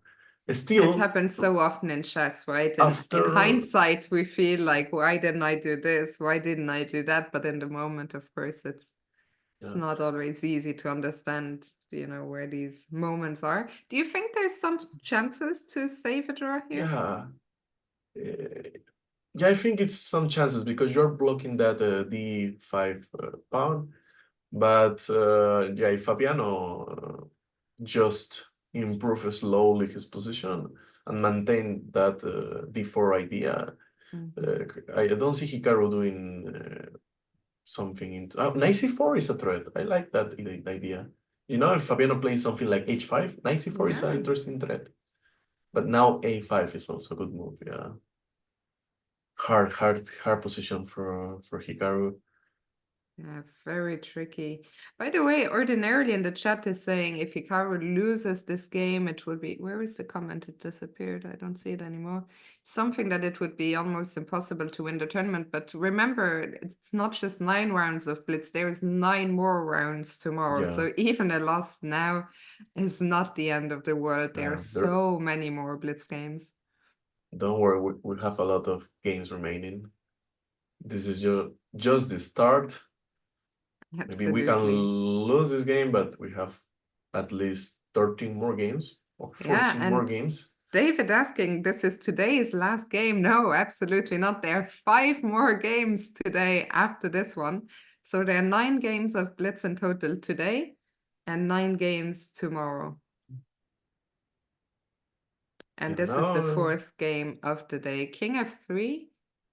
Can yeah, Fabi take this pawn? What happens if he takes? I think Hikaru only chance to create counterplay is trying to make some mate threat with knight g3, f5, h5, create some ghost threats. I don't think anything effective, but could be enough to put in Fabiano in a time trouble. And in Yeah, time I was trouble, gonna everything say can that happen. if he can push Fabi, let's say, to a time scramble where they're both under 10 seconds, something like this, then Oh, suddenly with the knight they can always. Rook c5 was not a good move. Now it is the first small mistake from Fabiano. That is a hope. We can consider that a hope. Yeah. Yes. Yeah. Yeah. For sure. Absolutely. Where is the king? The king is coming for our pawn or Yeah. what? Now Fabian is playing like he's trusting every single Hikaru idea. He's playing so passive.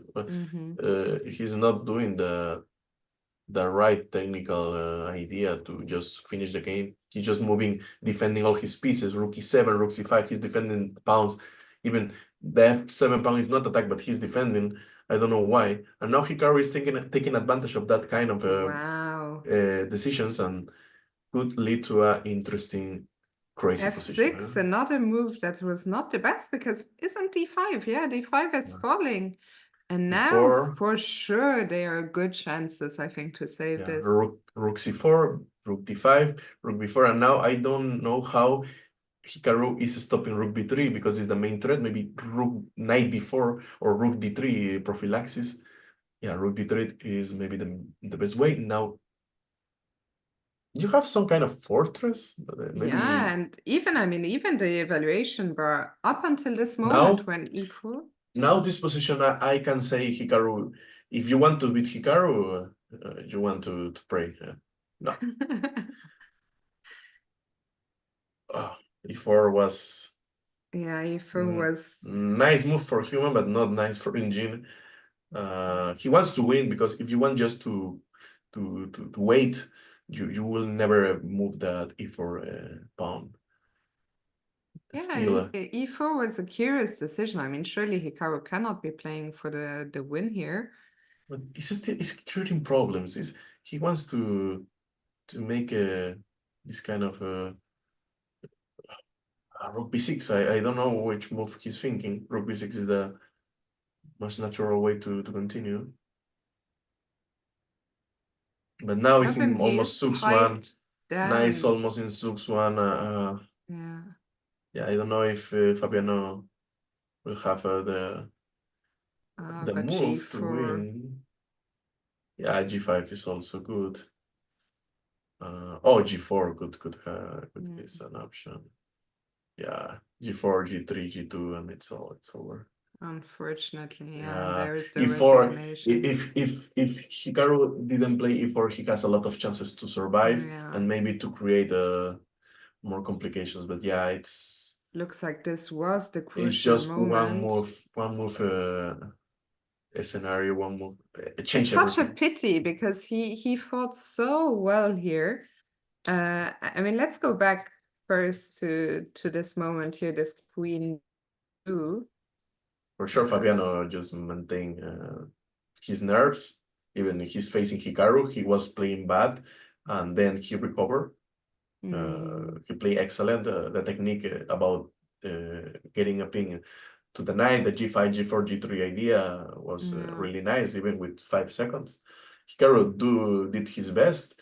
Good, did better, but still was not a easy scenario. Yeah, you are exchange down. Maybe sometimes you cannot do perfectly. Yeah, I mean, this was one of the crucial moments. Chat was also asking what happened here because it all happened so fast. So this is the moment where Hikaru played queen b2, and the problem after knight e5 is that this rook, well, it has to stay along the f file. It cannot go anywhere else. But the problem is the only two squares are f2 and f4, and in either case, wherever the rook goes, it gets hit by a knight fork. If it was on f2, it would be the same problem. So So this is a Hikaru move. was afraid about rook h6. That's why play queen b2 really immediately. But which is the best move? Just allow rook h6? Because it's Then... so funny. I mean, because I always have the engine running. The Oh, maybe engine wanted to take on a7 rook all the d6 and time. queen d7. I Yeah, don't see any other move. Queen d7, only move to survive. yeah. Because you're But preparing. the thing is, it's the only move to survive, but you are doing very well here. What is it? 2 extra pawns? I mean, if there was nothing Yeah, happening here, what happens? So after queen h, knight h2, yeah, you just trade yeah, it's everything, just yeah. an end game. It's just an end game Yeah, with 1 pawn advantage. I think yeah. if Hikaru just no, you need Oh, sorry, yeah. whatever.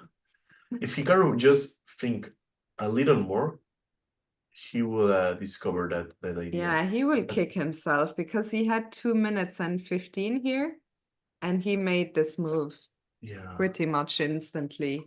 And it's understandable, right? Because you want it's to. not a bad move, but the only way if it's not just for a knight e5, it's a good move. You want to trade queens, you want to Mm, consolidate, but you have that knight e5 idea. You cannot mm. escape. So it was a bad, but Yeah, this was a tough loss. And then even after that, I mean, Hikaru fought so well. oh He, you know, yeah, created chances. And I think as you were saying, Fabi started playing not in the most precise way. And suddenly, with these 2 pawns off the board, I think with a bit more time, Hikaru would be a favorite to hold it. I mean, the engine was, you know, almost going to the yeah. equal Before evaluation.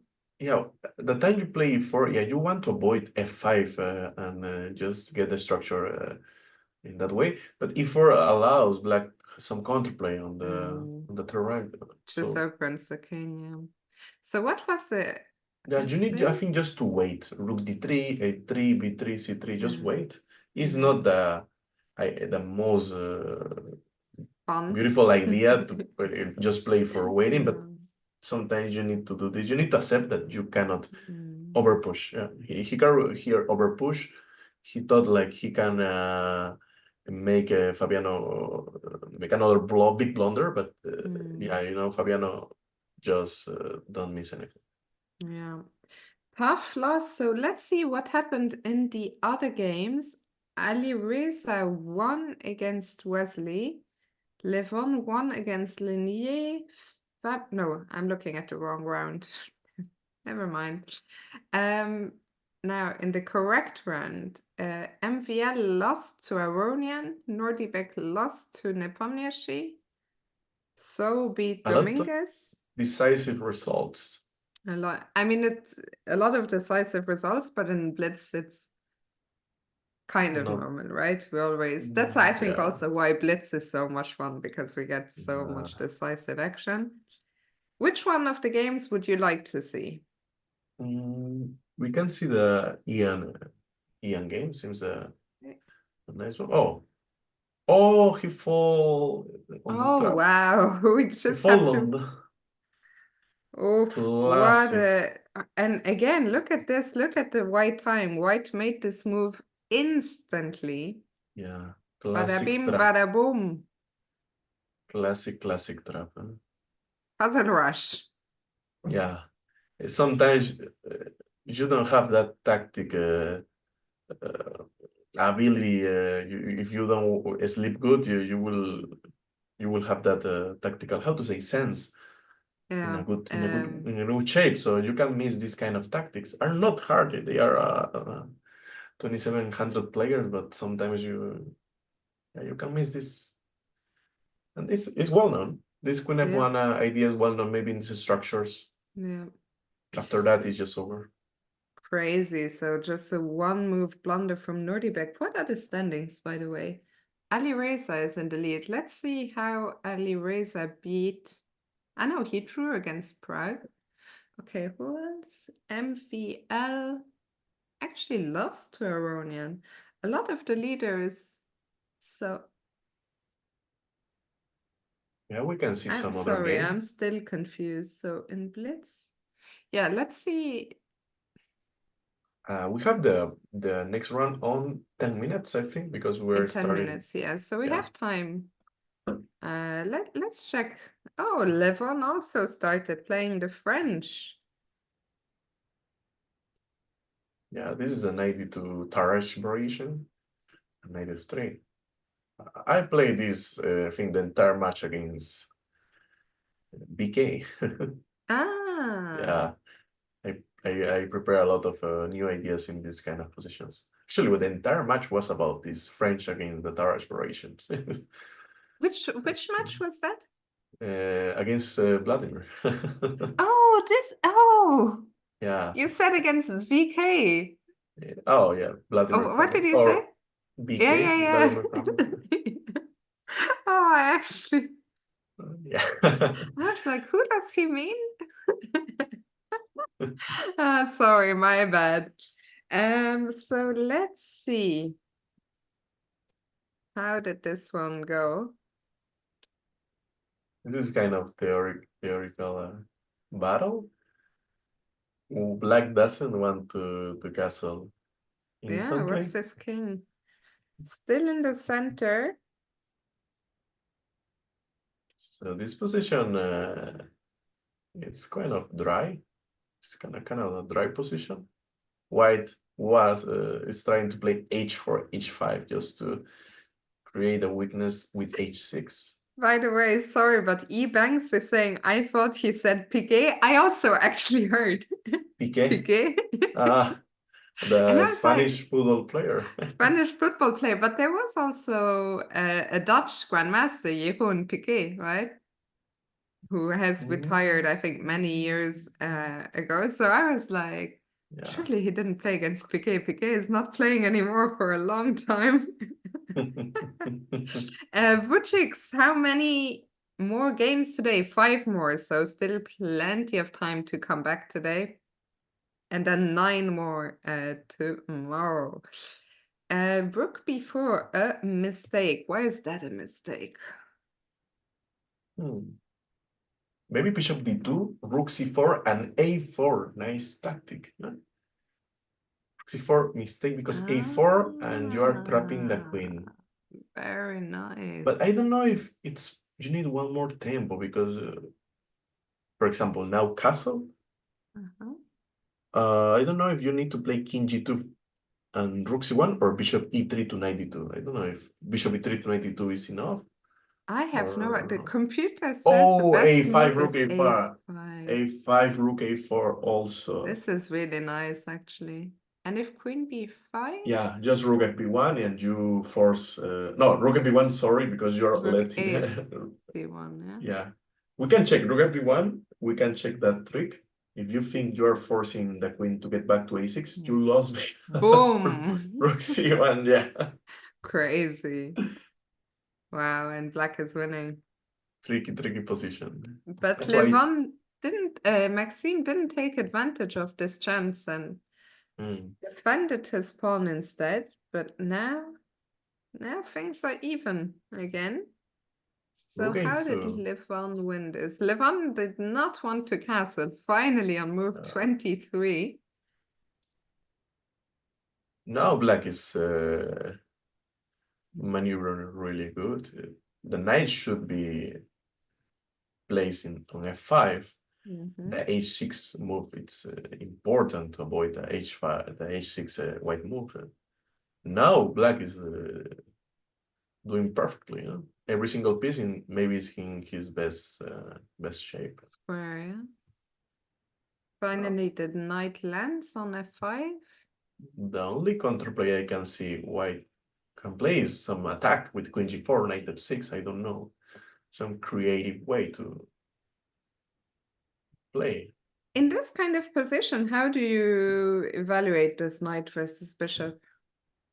The knight is not protected. It's just protected by the queen, and it's not the ideal piece to protect that kind of knight. So black is dynamically better, and now white should find something tactical, creative to create complications. Because the e5 pawn is also a weakness, and I don't see white playing f4 because now you will allow something like queen b7 and rook b2. It's hard to play with white. You have a lot of weaknesses. e5, c4, a4, the knight on e4, the mate threat on h1 with the queen and the rook. You need to be sure you are looking every single thread. That's true. But now suddenly things started happening. Knight f6, boom. I don't understand yet what's... Yeah, it's a nice idea. Queen g4. Oh, okay, rook g4. both. I thought queen g4 ef6. It's almost mate threat. Maybe black has something Yeah, but this is amazing to only with defend. computer Oh, to save it. rook d5. Rook d5 is a nice move because after queen c5, but black has queen f2. So that is a repetition. Queen g7, queen f8. Yeah. And Okay. Oh, so white is threatening rook g4, rook g8. So black needs to play something like, I don't know. I mean, this is getting very tough. Computer saying even this is fine to like computer saying just make a draw here. But in the game after knight f6, I mean, I understand that it's scary to take this knight. Yeah, so... with 4 seconds, you will never take. You need to be sure like you have Yeah. that defensive resource. So king h8 is... And he lost this game, right? Yeah. And here queen Okay, e4 that move was played. What? Queen e4. The win Okay. was queen d2. We're not gonna... We see that Hikaru and Alireza are sitting down. There's no time to analyze the game in full depth. Queen But d2 is queen amazing. d2 was Yeah. the winning. Queen d2 is amazing because you are threatening rook d7, rook f7. You cannot take the e5 pawn because rook d8 wins the game. You cannot take the f6 knight because queen h6 and ef6 wins the game. And if black does, the only move maybe is rook f8 after rook d7. And then I think should have a nice move, maybe, I don't know. Queen b4. Oh, okay, queen b4. Amazing. Incredible. Let's just quickly see what happened in the game. The queens came off. They lead to an endgame. But this kind of endgame is not good for white. I don't know why he chose that. He made that decision. And yeah, then he lost his endgame. Wow, what a win for Levon. Boom, boom, boom. It was a long game. And yeah, I mean, he won the game. He could have lost. Anything could have happened in this game, but we are ready now for this big encounter between Alireza and Hikaru. It looks like Hikaru is talking to someone. At least I hope he's not talking to himself. Yeah, maybe he's debating with himself the position. But I think he's talking with some last opponent there, analyzing the latest game. As chat is saying, it is time for revenge. Alireza beat Hikaru in the rapid portion. Hikaru played the French there, so I'm curious to see what is it going to be this time. First of all, will Alireza stick to e4? And if so, what will the response... Is Alireza wearing a pineapple shirt? Yeah. No, surely not. Lemon, maybe. I think they're lemons. Surely he would not dare wear a pineapple shirt. Seems like a mango, but yeah, could be many, many fruits. Lemon, probably. Oh, now we zoom in. I think they're orange, lemons. Orange? Nah. But they're yellow. I think lemons. Yeah, lemons seems like that in some countries. In lemon, at least in Peru, it's green. It's not yellow. No, we have. But I saw in other countries the lemon, it's yellow. Oh, people are saying they're with you that it's a mango. I don't think. I mean, what is the green? I don't see a... Anyway, the game has started and wow, Hikaru is sticking to the French. The French defense. Okay, he was preparing already with white and the French with black. And Alireza goes for the exchange French. Exchange variation. we can expect a this more this kind quiet of, game. yeah, maybe a boring one, or maybe a opposite castle situation. Mhm. Because bishop d6 is a move you want to play with. How do you feel? I mean, a lot of French players, I know that they would get quite frustrated when their opponents play the exchange French, because they want to have more life. But how do you feel Hikaru feels about playing a more quiet game here? It's an interesting choice. Okay, if white plays the exchange variation, you cannot avoid it. With black, sometimes you don't have the decision to play for a win. Sometimes you need to Mhm. wait to the blunder from white. So you need to play whatever position leads. Yeah, we see Hikaru immediately challenging this pawn with b6, bishop e3, and castles. Okay. Where is the bishop from c1? Is that from f1? Sorry, is that gonna go to d3 or? Yeah, I think Firouzja is waiting the knight c6 move to play bishop b5. So I don't know if Hikaru has the plan to trade the bishop with bishop a6. Is a normal way to continue. Maybe play c6 and knight bd7. But yeah, He bishop does go a6 bishop a6. is on the board. Computer doesn't like it that much, but I'm not. Is that normal an idea, but I think not in the right moment. Yeah, queen a4 we see is given an exclamation mark. The problem is now this knight, I mean, you don't really want to come back to b8, but the only other way to defend it is queen c8. Knight b8, I think is not an option. I don't know why. Seems really not It a good looking seems move, so unnatural now that but the knight on a6 is not the best. So no. Yeah, I think it's what you're saying. Bishop a6 is the typical idea, but probably it was the wrong moment. And Hikaru, I think there were only two moves, knight b8 and queen c8. Neither were ideal, so he goes for knight maybe b8. queen d7, or yeah, c6 also. c6.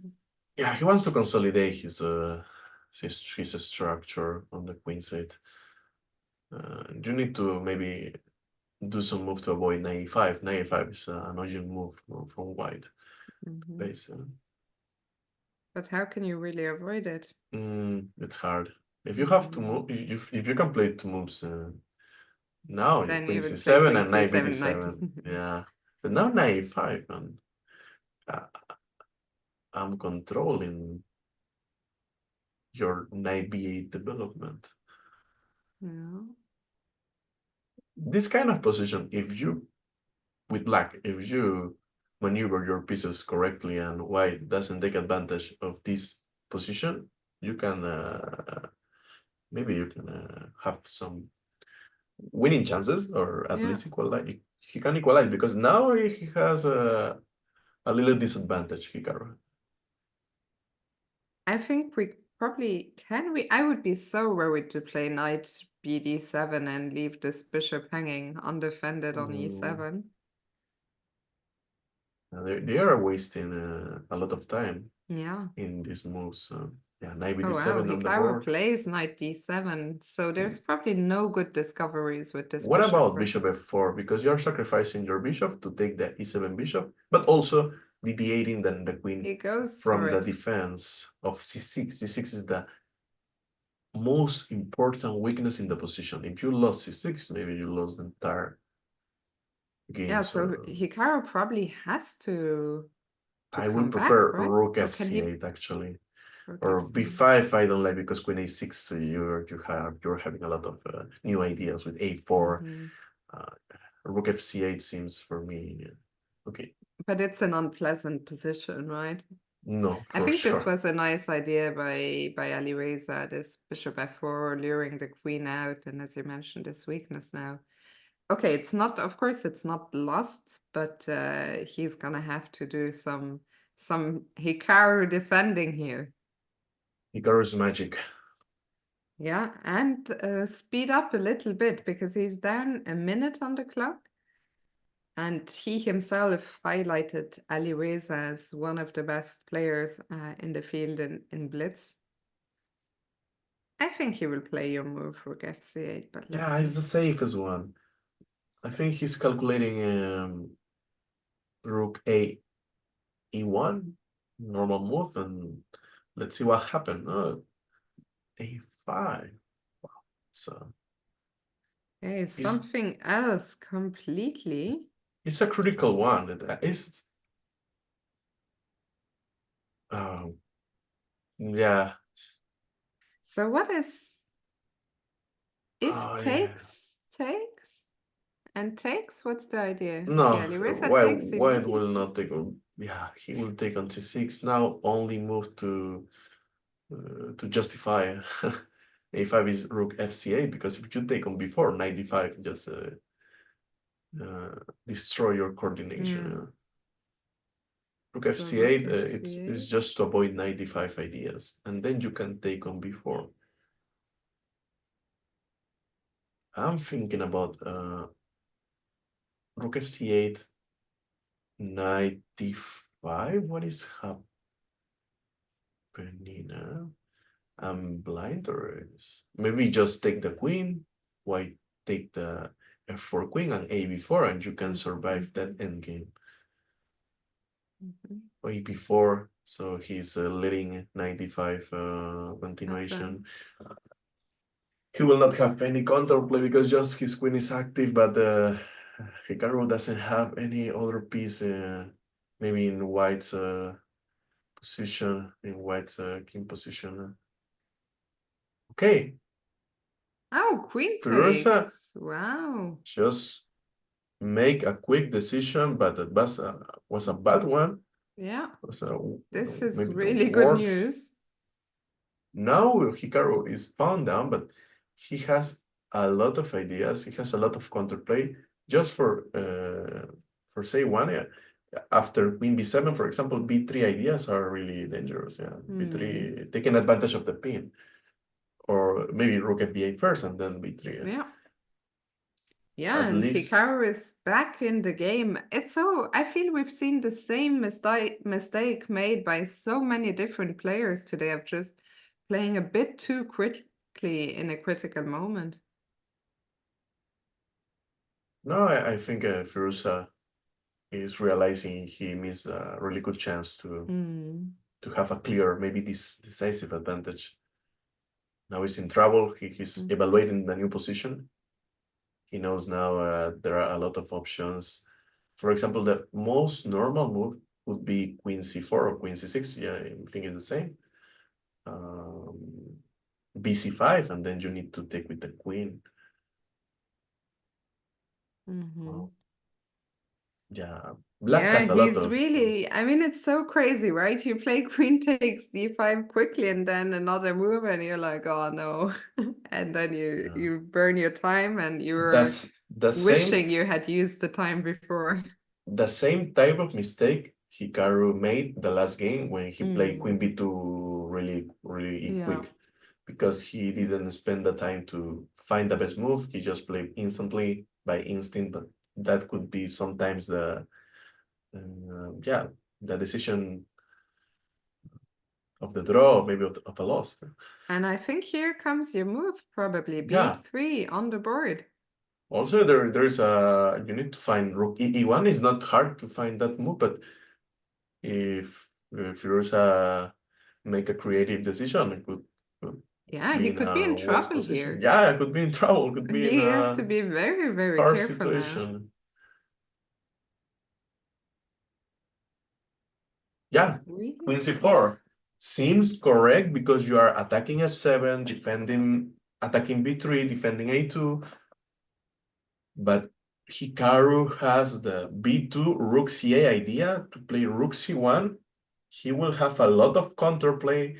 Is not a difficult idea. b2 rook a c8. I think Hikaru can spot it, can find it. Yeah, he has, well, Yeah. he, It. Oh, no, what? No. oh my What the? God. Oh, sorry. So it's Oh my God. Why he play with that rook? If he plays rook a8, he will maybe get a almost winning position. Oh my God, what a blunder. He just forget about the f7 threat. That Oh was my goodness. queen c4 was a tricky move, but This is shocking. rook ac8 was maybe not Wow. winning, but you put Firouzja in a really hard situation. Even Wow. the We'll best come move is queen back. f1, but Yeah, yeah. we'll come back to analyze. Let's check games that are still going. I mean, this is Blitz, of course. We saw in the previous round the blunder by Nordibek, also allowing mate. Now we see another huge blunder. I mean, this one is really tough for Hikaru, because from that position where he just fought back and suddenly got some chances, and to miss queen f7, I mean, yeah, it's shocking. Wow. I need some time to Yeah, I say mean, I something. could, and it happened so fast. Again, for Hikaru, it's tough as well. It's a second loss in a row. He started the day so well, so he will need to turn things around. But this, we're not gonna lie to you guys. This one is a really tough blunder to swallow. That was a tough one. What is going on here? Nordibik somehow. Yeah, he's having a crazy time scramble with Fabiano. I mean, I'm just looking at the bar and it's just going up, down, up, down. b4, what amazing move, deviating every single piece. Also, after rook e4, there is no move. Maybe queen b2, it's over. Queen b2, that's all. Queen h8 Very idea, nice it's over. move. Fabi actually on Get a 4 out of 5. got a boost after Yeah, his last game. he lost against Wesley, but he won all the other games. Very impressive stuff. I guess this game is over. Only one game remaining. Levon against Wesley. They are in your favorite, Jose, queen ending. Oh, my favorite endgame. But this endgame should be a easiest one, an easier one. Now you have your king on e3. Yeah, king d4 is excellent. You just need to trade queens and it's over. But is it so easy to trade queens? I don't know. Yeah, it's not easy because Levon is not finding it. He has a lot of experience in this kind of endgames, this But type it's of still, it's so endgames. tough to find a winning plan with only seconds on the Yeah, clock. also that is another. And I think Wesley is doing the right thing, just looking for counterplay. This white king is also quite open. And it looks like Yeah. Now I think Wesley it's is going to defend this one. oh, b5.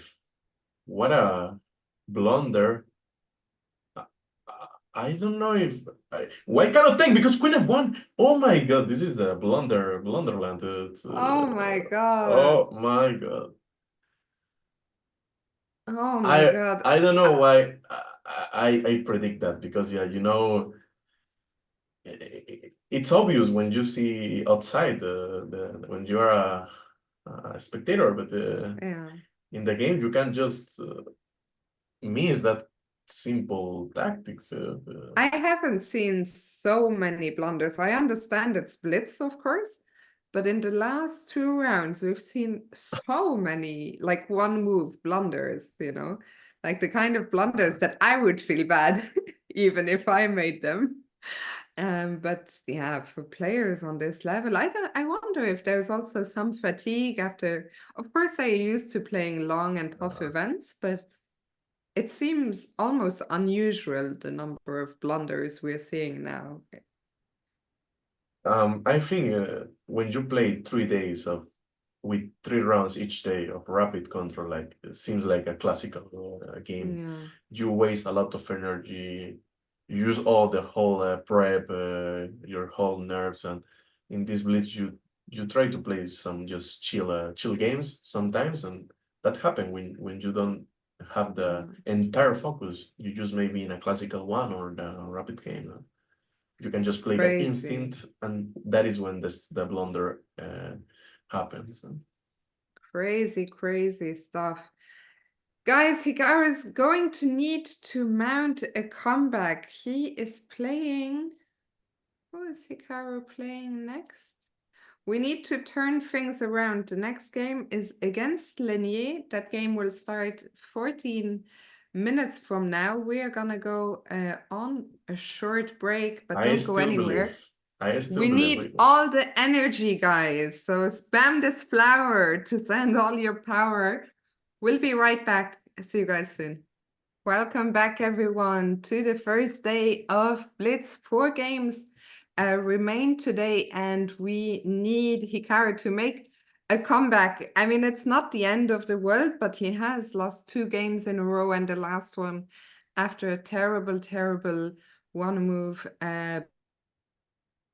Jose, we see Hikaru on the camera there. I think he is still thinking. We see him still shaking his head.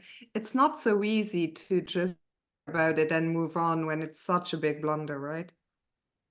Yeah, but I think Hikaru uh, recover of these kind of situations every day. He has not always he not always shows the best performance in Title Tuesday, but anyway, he's winning next week at one, next week two.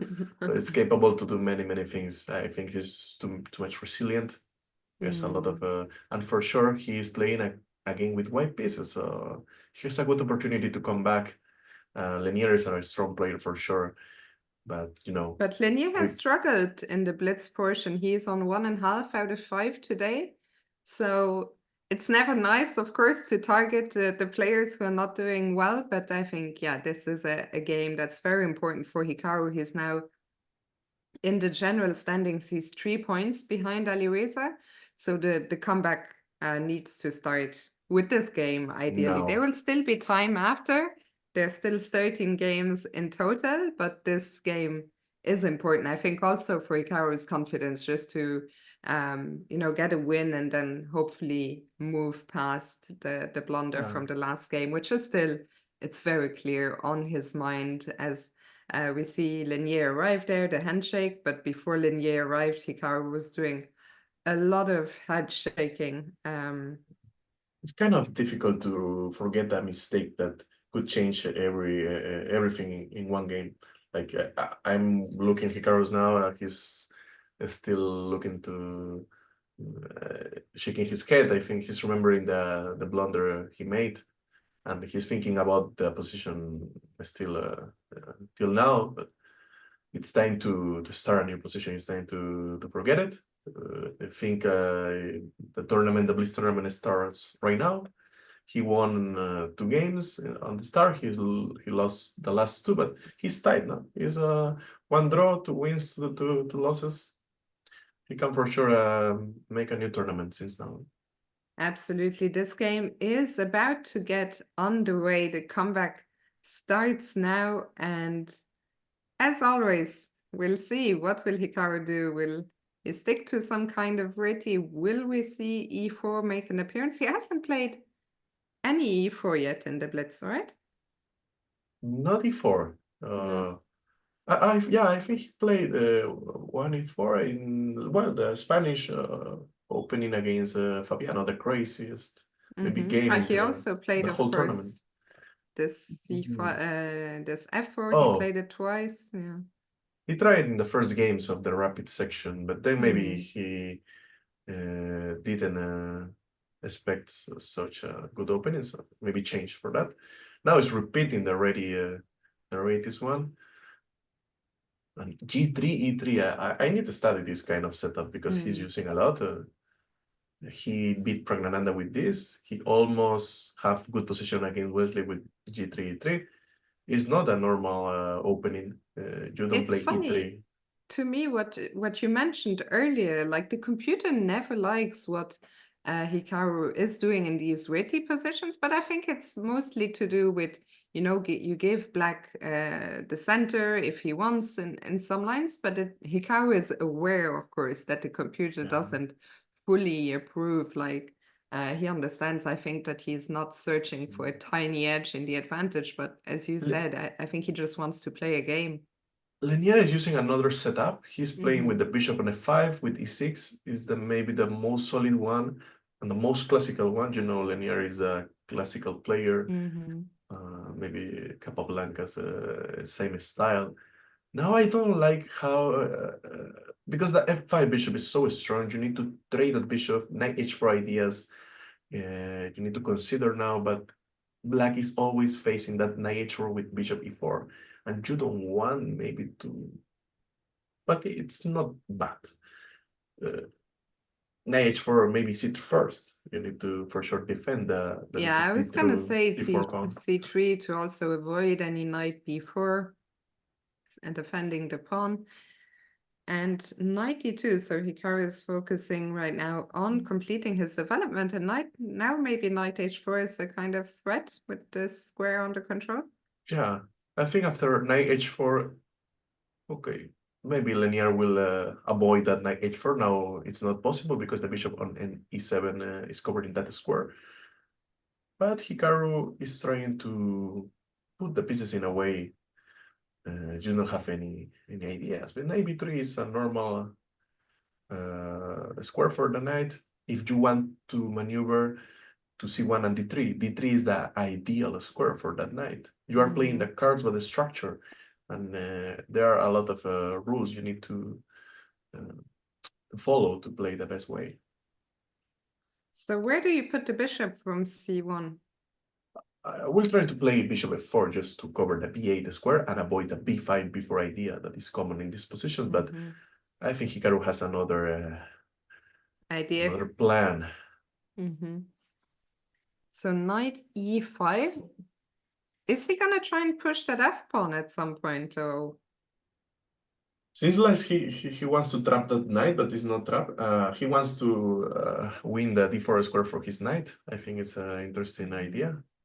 But black is not suffering after knight e5, so it's an equal position with equal chances. At least what is nice is in this game, Hikaru is up on the clock.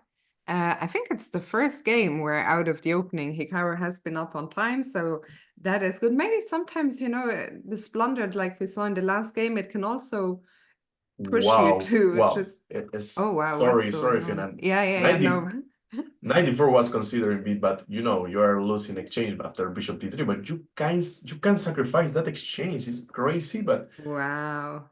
you dominate every single light square in the position, so you can make this crazy idea. I don't know. Yeah, maybe bishop d3, queen g4, and you're threatening to take on h6. Because against bishop f1, you can have the moving between bishop h6 and now you are. Maybe Lenier missed this, that he's not, that bishop d3 is not the threat he thought it was. Lenier has 2 minutes and 30 seconds. Yeah. It's incredible how fast Hikaru decided to play 94 and sacrifice that exchange. And we see Lenier doesn't play bishop d3, he plays bishop e4, offering a trade of bishops.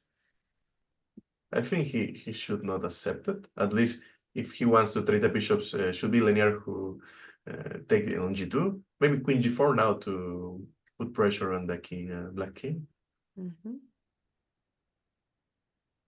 I would like to see some kind of bishop e3, rook e1, and slowly improvement the pieces just to increase the attack. f4, f5 is always in my books. But first, queen g4 for sure. So you start with queen g4. And then h4, wow. Kind of move. It's a prophylactic one. You don't want to play h5. You want to avoid some bishop g5 ideas. and it's maybe I will not play it, but Hikaru understand better the chess. I cannot say Hikaru is doing the bad decision because in his way he beats me almost every time. But you know, we have different styles. So I will play in another way. H4 is for sure a useful move. How would you describe your style? Not universal one.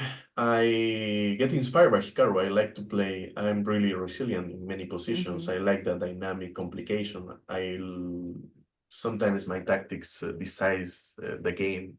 So I have a lot of Hikaru skills in my own style, but Hikaru has understands chess in every single aspect. Now he can play a positional and structured game. He can play a strategic, instructed game. So yeah, I need to improve more that kind of. Every single player has a weakness. Yeah, of course, of course. But now, okay, Hikaru has centralized the rooks. I'm curious, is he gonna do something on the king side? I think it's an option to take on h6 and play some king g4, king h5, then rook e3, rook f3. I think it's now risky, but you can prepare that. Queen h5, rook e3, rook f3. Maybe the other rook on d3 Yeah, it and starts with queen g4, but it is clear he is looking at the enemy king. the fireworks are starting. Yeah, f7 is hanging, so Linier goes back, but now it feels very dangerous already. Yeah, rook e3, rook f3 seems a nice one. I don't see Hikaru repeating this position. Yeah, No. bishop e3 for sure. So looking down at the queen on b6, maybe at some point he will even push the f pawn as well. Yeah, he wants to play h5 just to continue with f4, f5. So black doesn't have the g6 possibility. Now is a race who is going to attack first. Before is in the air now. You will for sure b4, ignore. f5, and it gets very, very messy. I don't like my king's position on g2 because the queen on b7 is always threatening something that you cannot take. You cannot move the knight on d4 because d4 discover attack is always on the era. Yeah, maybe at some point some kind of prophylactic move, but maybe it's not needed just yet. So f4, and Linier is taking a lot of time, under a minute here for him. Time is getting critical. Is getting a spice in the position because it knows Linier has just 1 minute, so yeah, he's trying to play the most complicated position. Because if he plays in the positional way, I think Linier could have some options to hold.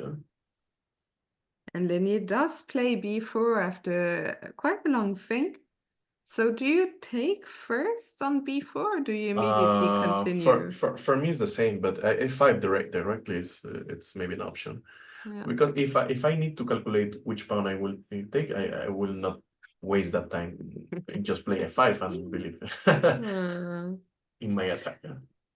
So we see an exchange on a3, and now Linier has to decide how to deal with this onslaught on the king side. Does Hikaru have a threat? Is he threatening to take on e6? Yes. I want to know which piece Hikaru will take on f5, because with queen it's okay. With knight you will allow some d4, but you will not lose the a3 bishop because you have mate on g7. But it's kind of complicated. So maybe queen do you think queen f5 takes? is the safest, but I think it's not enough to create an attack. Knight f5 create an attack, but will allow some counterplay. Okay, that continuation Hikaru chooses is the best for sure. Queen f5, then queen in g4, allowing knight f5 now. And now finally this queen is gone, so the knight can move, and it jumps into f5, f5 in these positions. Oh! Yeah, hard situation for Linier. Knight takes h6. Maybe finish the game. Ends the game. 2 pounds. There's still a big an attack. check on f5. You can just play knight f7, then knight g5 and queen f5. Also, Hikaru's idea is enough. Now, rook h1, I think, Even, for me yeah. seems incredibly Oh no, but yeah, rook h1 with the Knight queen e2, g4. so Knight knight g4 g4. was actually the top move, and now mate is HG, coming with the h file yeah, opening. And another this is order. exactly what we needed. A crushing game to come back into the tournament. Linier resigned after h takes g6. What a massacre in the end. I think Linier, the problem was he didn't have enough time to defend. He was doing fine until here, knight f5. But now already, I mean, you have to... Bishop g5 was the only move, and he just didn't have enough time to find the defense. So well done, Hikaru. He's back in it. Let's check in with the tournament leader, Alireza Firouzja, playing against Nordibik with the black pieces. Yeah. I don't know how to judge this position. Why have the mate threats on h6 with the pawn on f6 and also can push the queen side pawns, but also Firouzja can has a lot of active pieces, can make some threats, some mate threats. But now I think Nordic it's dominating the position. The queen on Yeah, e4, it's perfectly placed. But now black is threatening some discover check no, but discover attack to the queen. knight f3. Yeah. And Alireza, I mean, he's so good at spotting these tactics. It's unbelievable. Knight d2, what a move. Now a lot of threats with 4 seconds. It's enough time to defend wall. Rook e1. Oh my god, there is rook e2. Rook, it is a But maze. oh, what a crazy game. Knight But f6, what, I think, so did he just forget about knight f6? What is going on? The what blunder, every move is a mistake, but okay, the guys are living on increment only. it's okay, Okay, the but rooks are off. black with Should be a draw, but we have seen so many blunders in this. I mean, every move is a miss or a mistake. yeah, it's kind of impossible to play perfect chess with 4 Yeah, seconds in such a complicated position. anything can still happen here. 3 results possible, absolutely. I think for us a win by Nordibik would be good to stop Alireza a little bit, who's on fire. I give Nordic more chances after knight e4. I think was not the best move because queen a5. He could take the a5 pawn, but now both kings are not in the safest position. Both had a lot of weaknesses, but black kings has maybe the worst scenario. I don't know. Queen f6 attack Yes. coming. Okay, h4 is a tricky move, actually. Yeah. I guess he was... You need to take care about the knight g3 ideas, the check ideas. But I think will be a draw. They Should be a draw if there's no blunder, but I mean, I still think as long as the queen's on the board, maybe they will repeat here, actually. Norderberg wants to win this game because he's Yeah. risking, he's making some aggressive moves. But Ali Reyes also wants to win. He didn't repeat, I think. He's playing the perfect chess possible, the most Oh, objective but moves. But yeah, he missed what is going some. on? Oh, okay. That is almost losing. Maybe c5, d6, just to. C5, yeah. Yeah, that I was mean, maybe the it's... only way. I have no idea what is happening. Oh no, Oh, yeah, but just oh, an what a... endgame. And he is gonna win again. Ali Reza, the unstoppable force in this Blitz tournament. Who's gonna stop Ali Reza? Yeah. As Hikaru said yesterday, there are for him three players who can like win this Blitz portion in his best shape. No, one was Alireza, and the other he Yeah, said was Nepo, and for MVL. sure Hikaru's himself. Yeah, Yeah, MBL. Sure. yeah. Yeah, Ali Reza, I mean, BT3 Jagger is saying, how does Ali Reza see so many tactics so quickly? The puzzle rush, puzzle rush effect. Yeah, and Alireza, of course, is the opponent who awaits Hikaru in the semifinal of the SCC in Paris. I'm super, super excited for that matchup. I think it's going to be very close, very exciting. And it's happening in just under 3 weeks now. And here, yeah, Alireza, Yeah, he's knight even g2. giving up the knight, and that pawn will run and become a new queen. Nice technique. Does Hikaru have another match? She has another 3 games today. So Hikaru, I think everything has finished. He's playing Lebon, Wesley, and Pragnananda in his last remaining 3 games. Huh? Yeah, so, and how are they doing in the Blitz? Pragnananda is not doing well. The entire tournament, I think, is Yeah, it's having. been really a tough. I think he will be happy when this tournament is over to play the classical and have a fresh start. So let's see. We saw Hikaru beat Lenier. We saw Alireza beat Nordibek. Jan beat Fabiano. Let's see what happened. Oof, it was a very long game, 100 moves almost. So I'm not gonna go from the start. Let's just check the end game they played. So Jan down an exchange. Oh no, with 2 pieces for the rook. Counting is hard. So Jan with 2 pieces against the rook and the pawn. Let's see. How did he manage to squeeze out a win here? A lot of maneuvering. Yeah, seems like Fabiano put a lot of problems, but was not enough. Huh? Yeah. So Knight far, b1. nothing dramatic has happened. A Maneuvering, lot of and checks, and then f4. Huh? Critical move. And takes. I mean, so far everything is going okay for Fabiano. So Yeah, what the thing is, all your pawns, e4 and h4, can be defended by the bishop, so it's not a. Ian is playing without any risk. He's playing for 2 results now.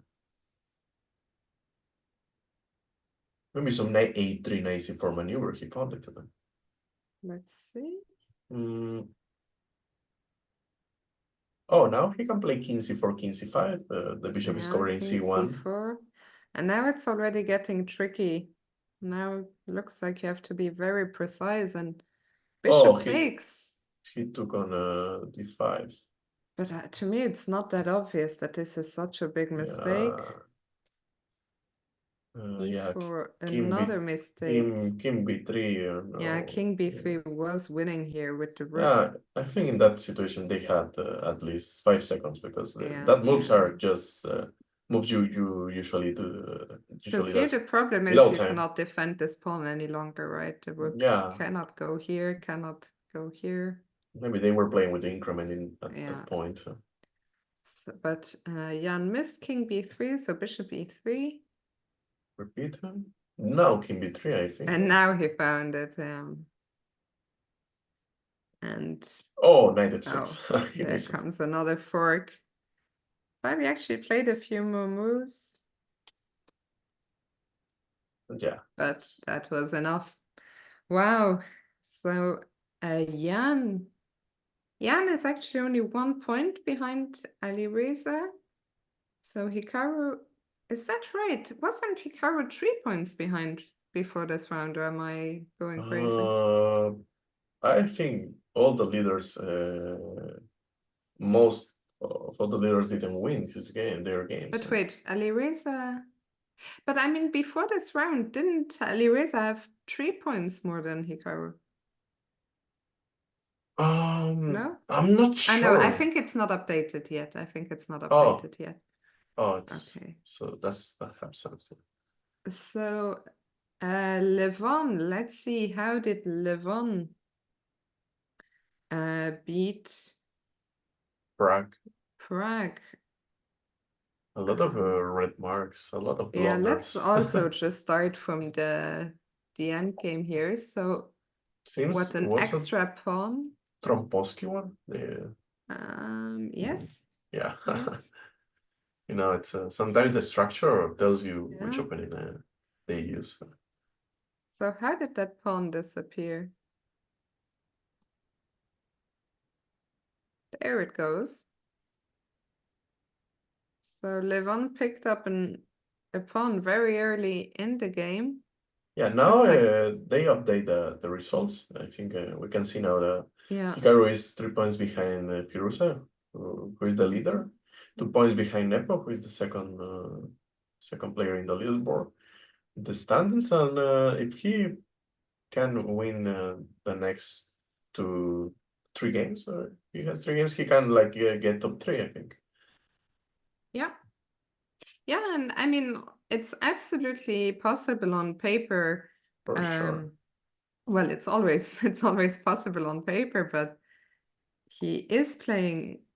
So how many points does Levon? Levon is actually doing quite well in the Blitz. This next game is gonna be exciting. Levon is on what, 4 out of Levon 6? And Wesley are in a better place than Hikaru right now. So he needs to risk To and beat them play. and overtake them. Yeah, play for the win. Yeah.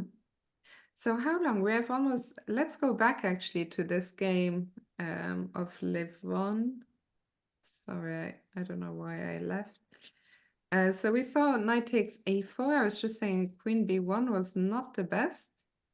Apparently should have played queen e4, but let's see. Okay, there goes another pawn, but what is happening now? Yeah, Levon seems like he was winning since the opening. He has to Yeah, bounce up. Bishop collected burn. that pawn and Somehow Brack survived this situation. okay, he Recover wins one one pawn pawn. back. But sometimes with just one pawn up is enough to win these games. Yeah. Rooks and bishops are stronger than rook knight, so Right, yeah. there's another advantage in this position for Levon. So let's see, rook d1. Brag is trying to bring the knight closer. Still, it's complicated how you will kick that rook on a4. It's not easy to find a strategy to do that. Yeah. If you don't do that, you will not progress. Rook c3, king f6. H3, g4. Yeah, he wants to play with the other pawns. Maybe trade a lot of pawns. I Just have a feeling this probably also got decided oh, somewhere in time travel. H. The players were already down to seconds here. Oh, bishop before is amazing move. Very surprising, no? To In the give up the right moment, bishop. he trade the bishop against the knight and But the was rook it the endgame. right moment? At least this endgame, I can give more chances to win for Levon than with the knight and the bishop. Yeah. Okay. And the computer did not like this Maybe move at all h4. because it Yeah. allows a rook b2. I don't even. I think both rook b2 or rook d2 with the idea to target f2. Yeah. Yeah, I think he missed that idea. Both missed that idea. Yeah, but okay, as always, hard to criticize the players. Okay, We're Levon, the playing on last game, seconds. maybe the last game lost because Queen F1, he lost the queen. No? He was winning in the queen Yeah, endgame and yeah, lost just for one tactic. That's true. But now he found this rook d2 idea. Yeah, it's And just over after that. Yeah. Okay, nice win by Levon. And I think we can get ready. I think very soon Hikaru will arrive. We have 5 minutes until the next round. So to mentally prepare for the battle against Levon. This is a big one. So how did Levon do today? Levon lost the first game of the day to Fabi. Then he beat Alireza, beat Lenier, beat MVL. We saw his tragic loss against Wesley So, and he's just beaten Prague. So no draws yet for Levon today. And hopefully this one will also not be a draw. Yeah, but in our favor. Yes. With all the respect for Levon, yeah. Absolutely. We hope Hikaru the best in these last 2 days. I really think that this last game against Lanier was very important for Hikaru after such a terrible, terrible blunder to win a nice attacking game, to win quite quickly. Hopefully, you know, he can put, of course, he's not gonna magically just forget about the blunder against Alireza, but like a positive experience after it, you know, helps to at least put it more at the back of your mind. Yeah, for sure. This game is going to be a crucial one already. It's so important to have a good finish today. Jose, I liked your, you know, let's win the last 3 games, move to the top 3. I like that plan. We see Hikaru is at the board. He's always at the board nice and early. And just taking some moment to adjust his pieces and go into full focus mode. Yeah, I think they are sitting really early just to be prepared for the game. Yeah. And Alireza, by the way, so Alireza is playing against Jan. That's a huge game also in the tournament standings. So we'll focus first, of course, on Hikaru, see if he can get a big win against Levon. And yeah, we're still so far. I mean, still what, 12 games. 12 games in total, yeah. So plenty more 9 action. plus 3. Huh? Yeah, correct. What do you think? In the rapid portion, did Hikaru, what did he do against Levon? A draw? Ah, that was the day you were not there. It was this, again, Hikaru played e4, c5, f4. And Hikaru and Levon actually went into the end game. He took on e4 and traded queens, and Hikaru didn't get anything. So it was a easy draw for a peaceful draw. Yeah, we see Levon who has another nice shirt today. What is that? A dragon?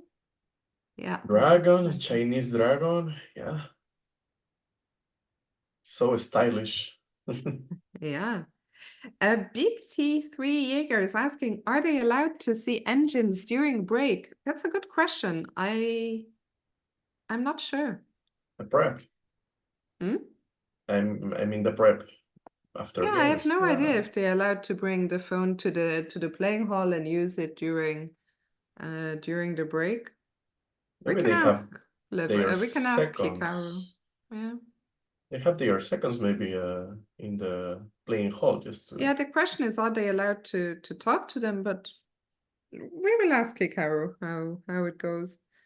I think for sure during the rapid they were allowed because Hikaru yesterday even came to the chat, right? Between games. So my guess is during the Blitz, I mean, surely it's the same rules, so I guess they can do whatever they want during the break. So we have 1 minute, just 1 minute remaining for the next round. Both players seems ready.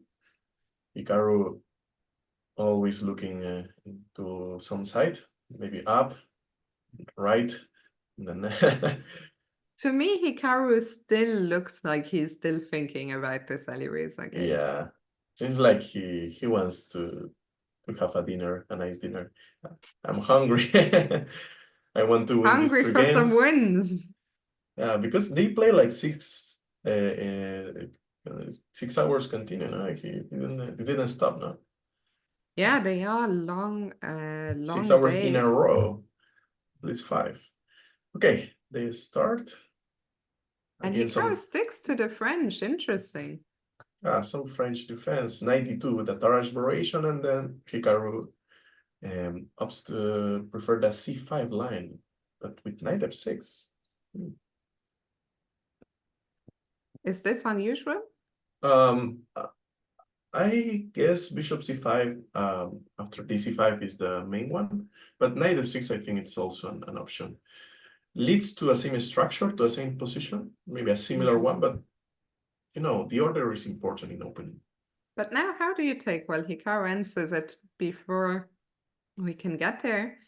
And this time it's Levon who is offering a trade of queens, and we will see another endgame between these two. Last time it came from the Sicilian, this time from a French. How do you evaluate this one? First of all, is it going to be so easy to win back the pawn? Yeah, I think this is a theoretical battle. They are playing really fast. We can see the book. I'm not sure actually. That bishop a4 reminds me some games, but there are almost no games, only 3 games that I can see. maybe But entitled Tuesday. Huh? Maybe entitled Tuesday they play a lot. Yeah. This reminds me some Alapin ideas that White takes on c5 and tries to just defend that pawn. And Black wants to get active to get some counterplay, or maybe will play against that c5 pawn, rook c8 in the future. Yeah, because White is probably going to play bishop e3, and as you say, try to hold on to this pawn for as long as possible. I guess Hikaru will castle to at least unpin the knight. f3, and No, the f3 computer is, says, what is this? It's a move I don't. Ben Okay, Feingold is not impressed. I think he wants to play bishop e3 and against knight d5 have the bishop f2 idea and also cover the e4 square, but he's giving a lot of tempos to Hikaru. Hikaru now almost finished his development and he will start to attack the weaknesses. Maybe knight e5, knight c4 could be an interesting idea. Rook d8 combined with rook d8. Let's see where the white king will go. Yeah, and also still you move knight d5, then I guess the bishop will go back to f2, but this is so promising. I mean, I know, and I agree with you that we shouldn't care so much about the computer evaluation, but I always feel when the computer likes a position so much, even though we're down a pawn, it's a very, very good sign. For example, bishop f2 is a normal move, and then rook d8. You're threatening a lot of tricks in the d-file, so you need to move your king, for example, to e1, and then maybe bishop f6. Okay, there are a lot of tactics, yeah. Wow, bishop d4, wow. Engine is yeah, it's insane. What is the line? Rook d8, for example, knight e2, and for me it's impossible to see it. Knight b6, knight 7 b6. It's sacrificing a bishop, a knight, it's completely insane. just to trap the bishop on a4. The bishop on a4 is getting trapped if you take on b6. Yeah. If Hikaru finds this, it's just unbelievable. It's but e5, I mean, this line is sick and strong, but there are also more natural moves which are also good, like e5. But I don't understand yet. Yeah, e5 is played. Yeah, and wow, Hikaru is saying, I will even if I go down 2 pawns, I have so much play here. Yeah, he has a lot of pieces just I need to ask where go the king of Levon? I have no idea where this king is gonna go. C1 you need to face bishop g5. E1 you need to face a lot of okay, E4 ideas in the future. No, you will open the position. Yeah. Okay, and you need to develop the c8 bishop as fast as you can. I mean Hikaru. So maybe he can consider b5, just forcing the trade of the pawns because they will in cb6, knight b6, and then you can jump to c4 in many positions. Yeah, I mean, this position looks so good. Levon is still thinking where to put this king. I think it's huge trouble already for Levon. I mean, it all started with this f3 move, which f3 makes some sense, right? To create this retreat square. but just too slow. I mean, it's such a good learning moment, I think, that, you know, Knight when you have the is king. knight b6 is an option here, or I'm crazy? Like the other Knight b6, yeah? It's the top yeah. move. Wow, like the other idea we saw, but this is directly now. You are just discovering check and Yeah. taking the bishop of e4. And I think Hikaru, he's pausing here. He senses there might be something in this position. Levon, Eva, he is lovely. Levon is so, so nice, but we want him to go down this game. Sorry, Levon. We need Hikaru to make a comeback in order to still fight for a tournament victory in St. Louis. He's moving his head. Maybe he's looking for something crazy, something. Yeah, he's not really sure about the next move. So maybe knight b6 he can consider. Yeah, Because I feel like there's so many tempting moves in this position. it's the only move I can explain why he's And it moving his plays head. it. Yeah. Brilliant move, knight b6. Holy guacamole. Amazing. Wow, what a Amazing. move. Incredible. Brilliant. And Levon, I mean, what do you even do here? So if takes, Yeah, you need to take. It's not an option. you lose the pawn back. And he Yeah. does take. So he recovered the pawn. He won the bishop pair. He has Life all is his good. pieces.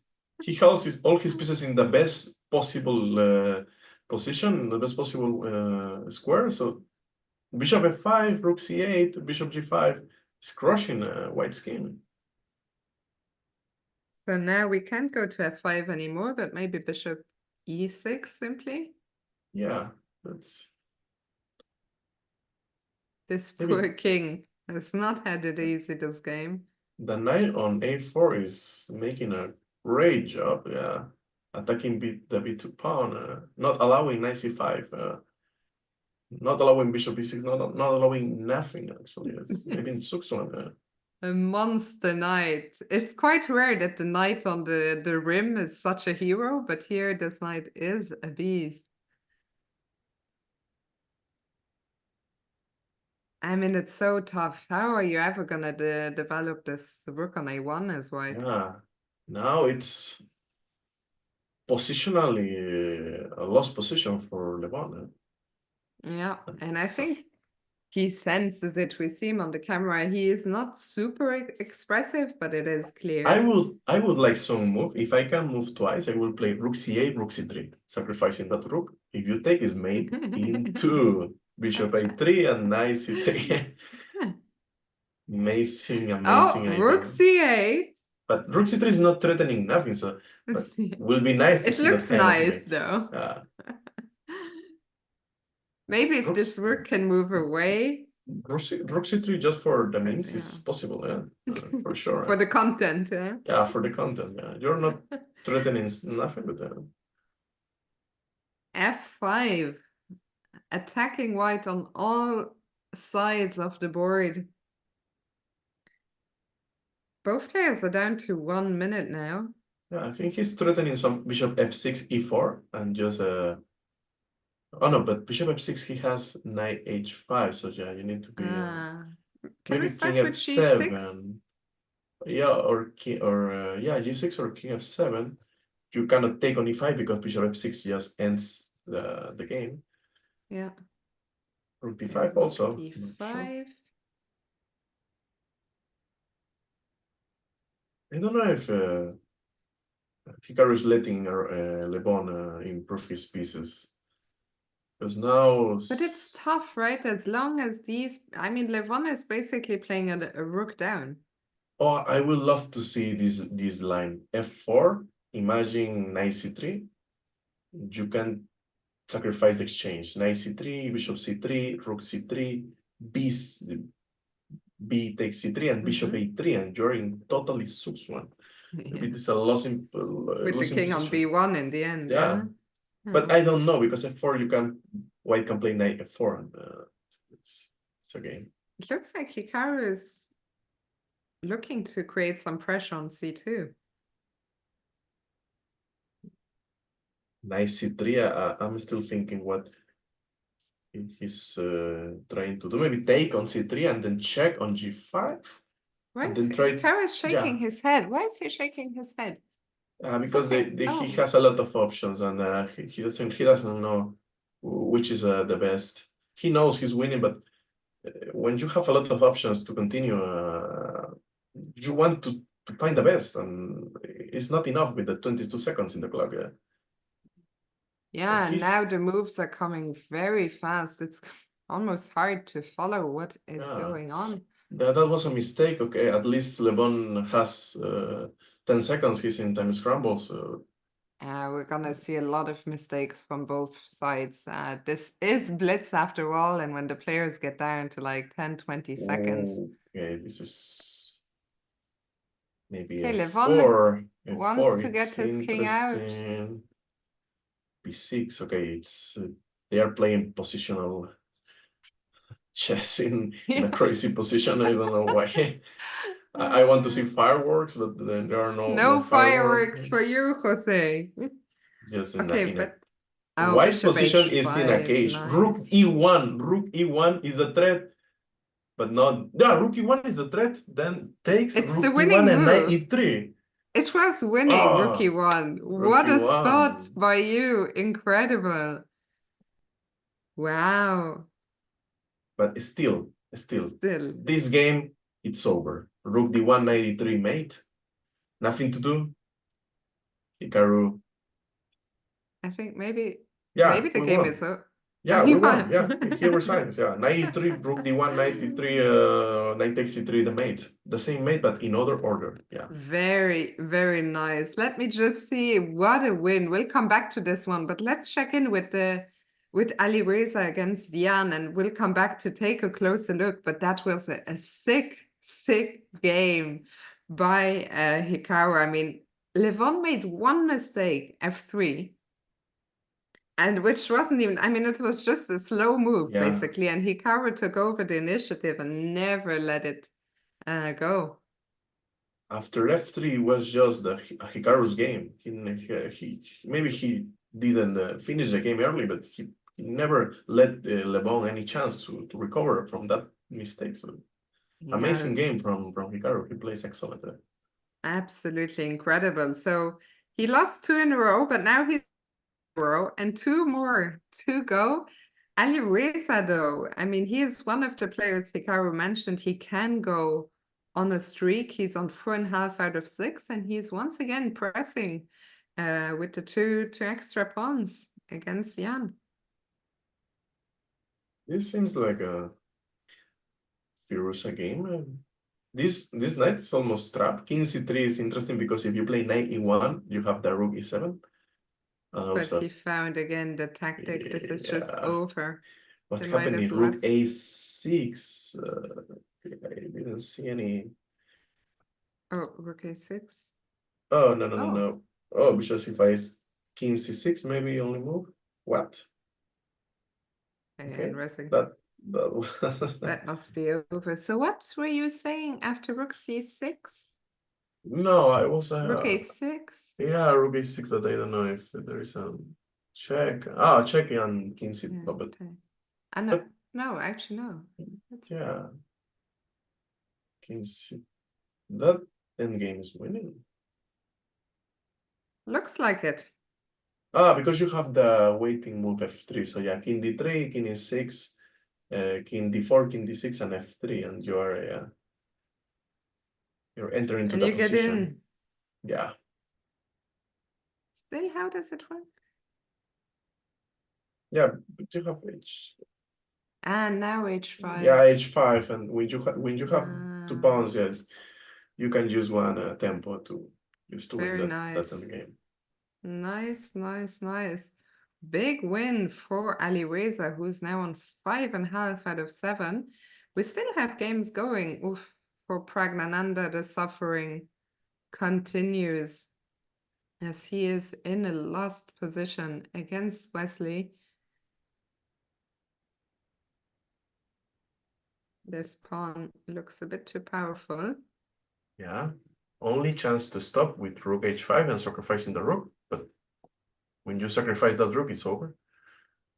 And also it's And over. Wesley wins. I mean, oof, Prague is on 1.5 out of 7. Such a tough event for him.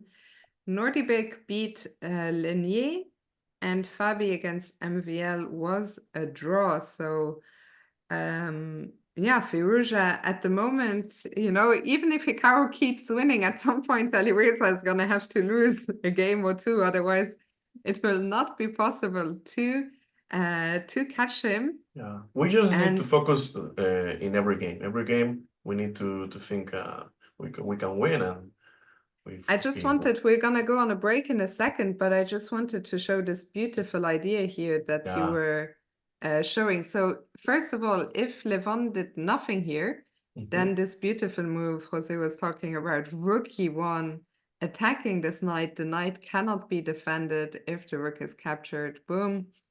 So that would be game over. Basically, Levon would have to play c3, and I That guess you is can just just take. yeah.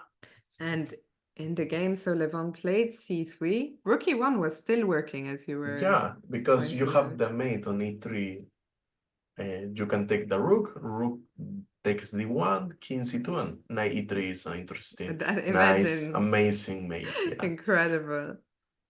But what Hikaru did was good enough. Bishop e2, and after knight rook takes, Levon at Yeah, c. leads to the same mate, actually. Oh, it leads to the same. Yeah. Very, very nice. What a huge win for Hikaru, who did it in style. There are only 2 games left now for today. In the next one, Hikaru will be white against Wesley, and the last one, black against Prague, who has been struggling. So, you know, that finish on 4 out of 4 is still possible. We are going to go on a short break. The next game starts in 13 minutes, so we'll see you guys soon. And Jose, he's taking on Wesley, who's actually had a good event. Wesley has scored 5 out of 7 in the Blitz, Hikaru 4.5. What are your expectations from this matchup? A strong and important match upcoming. We have Hikaru just 1 point down of Ian, no? You know, Firouzja is taking the the leader, and it will be hard to play for the top one at least today. But we can end this first day of Blitz in the top 2 if we win the next 2 games. So you know, I am always hype. I'm always with that correct energy, with the right energy. I know Hikaru, you know Hikaru, everyone knows Hikaru. We can I expect the really best. like your optimism. Are you like that also with your own games and in life? Do you feel in general you're quite optimistic? No. But I like to root for another people. That is it's common when you give the correct energy to the other, but when it's yourself, you're not in the best shape. No, but That's funny. I really thought that you're probably generally like a very optimistic guy. But yeah, I mean, Hikaru had an interesting run in this Blitz tournament. He started with 1 draw against MVL, and then there were no more draws. He then won 2 games in a row, lost 2 games in a row, and won 2 games in a row again. Hikaru is Hikaru smiling. seems, yeah, I was just gonna say, he seems to have recovered a little bit because the last 2 games we saw him still looking very annoyed. I mean, the blunder against Alireza, of course, is especially painful because Alireza is the tournament leader, right? So instead of making the gap smaller, like suddenly it's like a 2-point difference. But what to do? If Hikaru can finish this day with 2 more wins, then tomorrow everything will be left to play for. But this is really, I mean, Wesley, he's a weird player. I mean, we felt he was a little bit out of shape in the rapid, but I didn't expect him to do so well, I have to admit, in the Blitz. But he is one of the best players in Blitz. He's Yeah. always playing in chess.com. So it's for me, it's not a surprise that he's doing really well. Firouzja, Nepo, Hikaru, and Caruana, maybe Aronian, are the five who are doing maybe better than the average points you can have. So yeah, that five players are, well-known super GMs, best players in the world, and in Blitz they can show that kind of level. For sure. And the game should start any moment. Jose, there is only time for one question from the chat. Quick one, a random question. What would you be if you were not a chess player? Maybe a journalist, because I was studying journalism at some point. I studied 2 years. Then I come back to chess and forget about university. But when I was out of chess, I was studying journalism. Very interesting. I think you mentioned it, but yeah, but chess, I think, is your passion, right? And it looks like you're not going back. Yeah, it's hard. It's hard to skip chess when I am 20 years in this sport. I start chess since 5.5, so it's almost 20 years. I think, a player who can like live about chess, and yeah, it's a great game always. Absolutely. And Jose, we have another uh Ready? Sitka. Yeah, another racy. I'm trying to remember, didn't we have something Yeah, very similar in the rapid game between yeah. the They two? at least until now they are playing the same opening. Hikaru plays on. Actually, I don't know if Hikaru will use the E3 idea now. Okay, he will use, but the Wesley is not taking on D4 like Linear. Is trying to do another setup, a normal one, maybe also a solid. And so Hikaru takes on c5.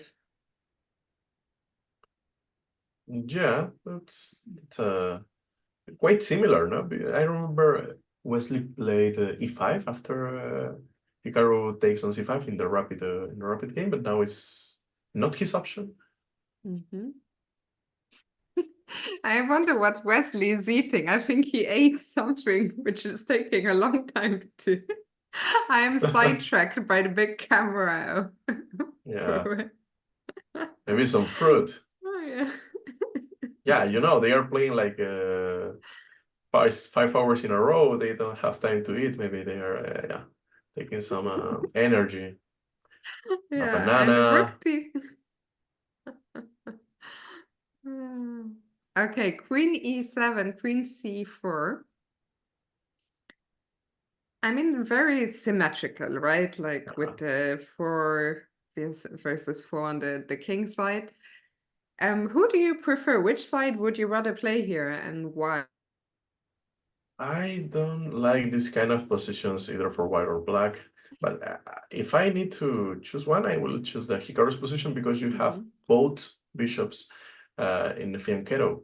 You can see the c5 bishop is not doing maybe anything against the e3 f2 structure.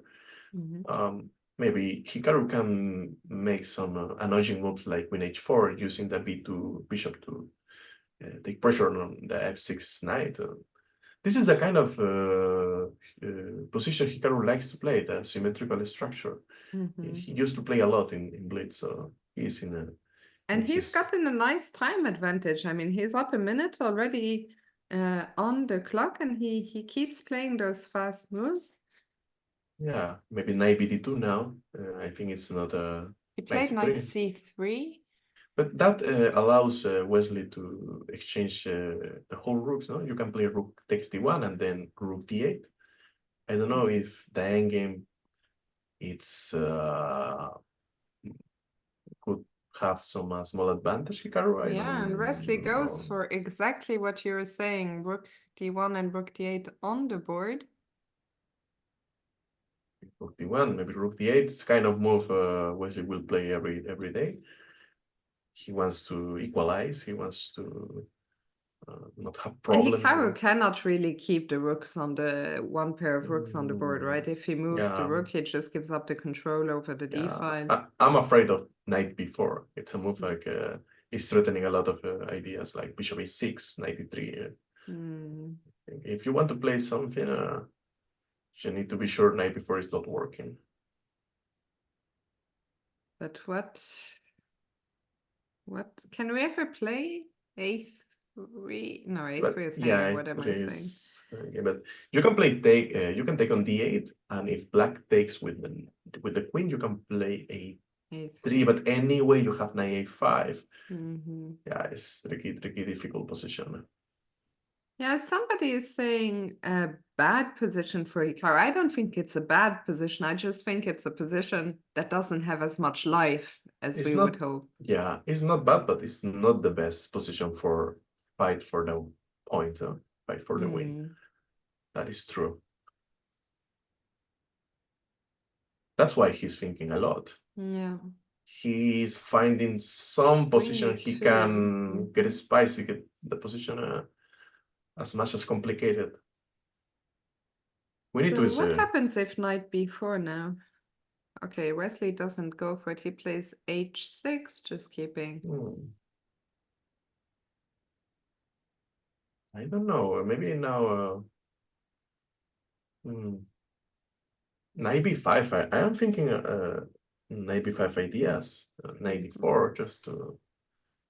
But knight e1 is the safest, maybe classy move. It's maneuvering that knight, letting the bishop and g2 to have to control that the diagonal.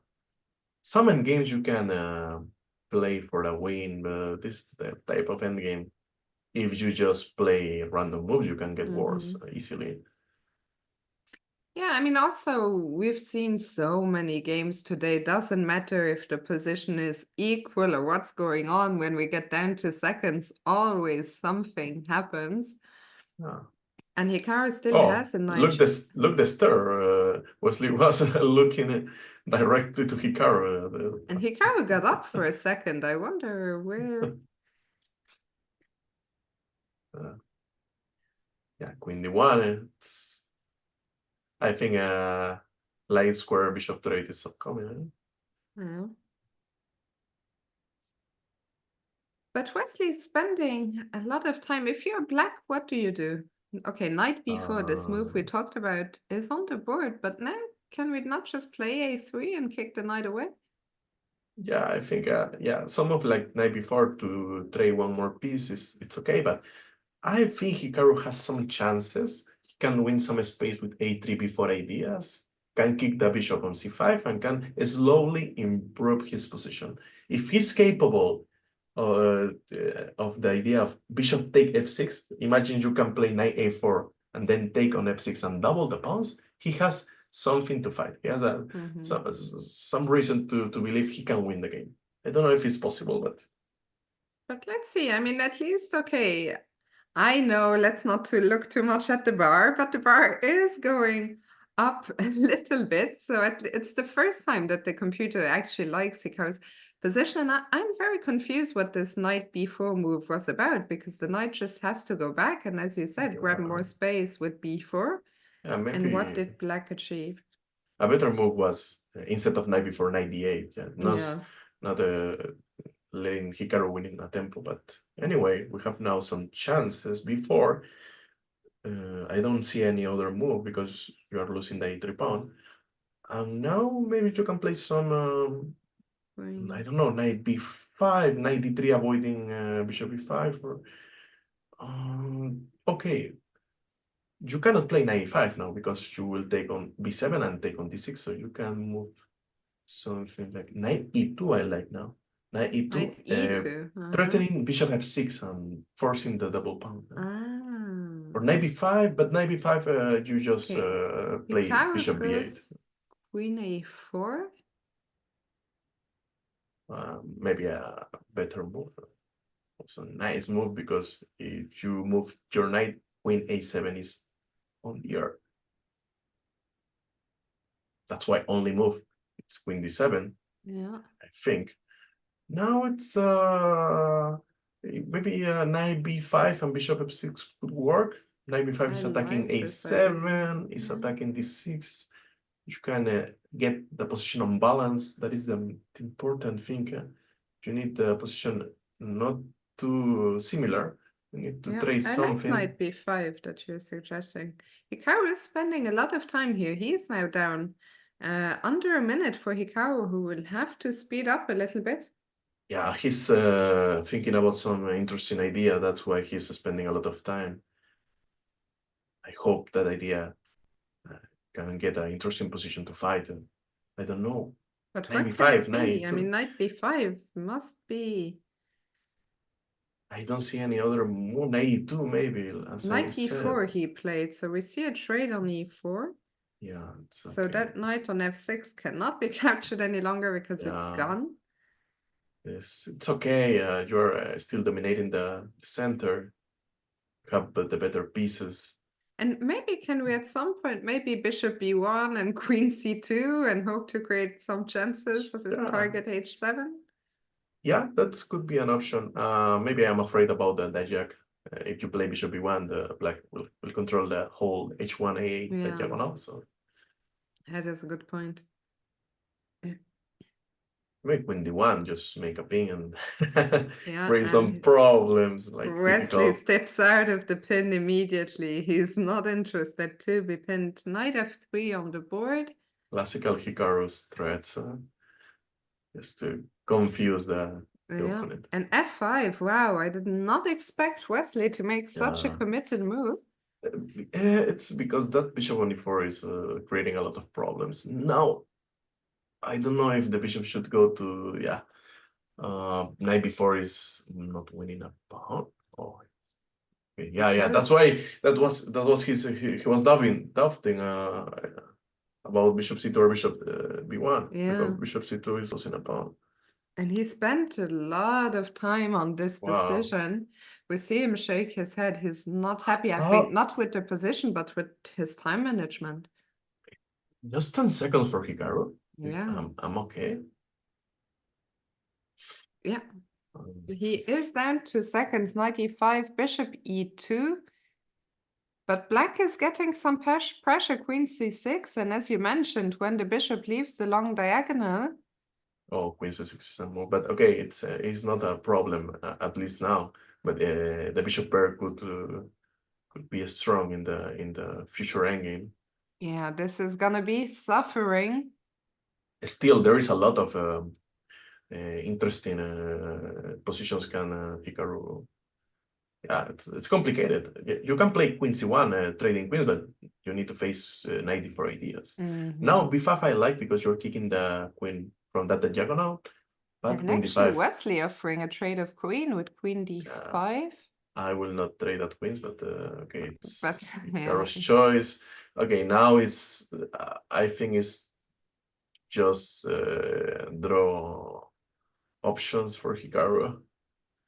yeah, but I think it's not the end of the world, right? Like, Yeah, bishop c4. Maybe Hikaru can because take and knight b3. You are mhm. Jad, and then f4. I think it's an easy draw. I don't know if king f1 is a mistake. Oof, but Oh my god, e4. I don't like this situation. Ay, ay, ay. I don't like these decisions. I King think maybe f3. d4 was He's missed. playing so fast. I hope he can make some can create some complications, but I don't see it. King c4 is upcoming. Oh, this is Uh, very tricky now. Hikaru is trying, of course, to uh, create some counterplay. It's not over yet, but this B pawn, I mean, it's it's gonna be very.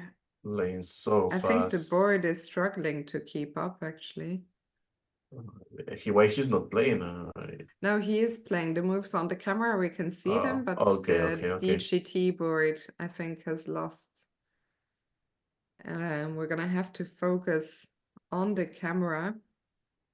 Yeah, at least he There's has some fortress. I think he has some fortress he can play. He can maybe survive. It's time to Wesley to think how he will break that. it's still hard, huh? Bishop Yeah, I mean, at D, least to me, Hikaru looks a bit more confident. knight E4, okay, that was a risky move. Yeah. Oh no. 92, 92, 92. Oh, it's 93. Okay. Still hard decisions. Yeah, 91. Yeah, it's getting outplayed in the end game, but there's nothing to do. I think that the king will just enter and. Yeah, I think that's a Ah, resignation. I don't know what we're down to. We're not sure what happened. It looked like, yeah, yeah, the end game. It's Wesley just played because really, actually really the well. Yeah. last position we see here after, but surely this didn't happen because here the pawn is just hanging. So I think No, no, that we that lost position it. was not. Yeah, no, no. In that position, Black plays. I saw in I the think he camera. played King D3 here, yeah? Oh no. Yeah. Yeah, King D3. And surely Wesley didn't play B3. That No. didn't Wesley happen. plays something like King D5, then Bishop D4, A7, B8, something like that. That was Yeah. not a. Ah, this was a very tough loss after starting this comeback again.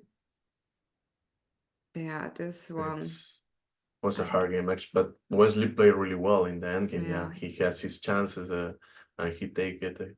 Oh, we're He just took getting it. the moves actually. Or wait. I think they're trying to fix the game so we can Oh, hopefully see what happened.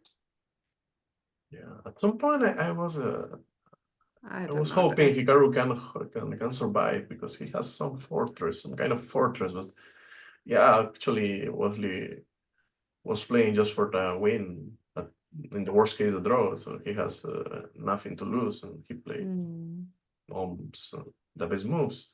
And knight e4 was the last mistake. I think what happened in knight b3, maybe he can like just survive. I don't know.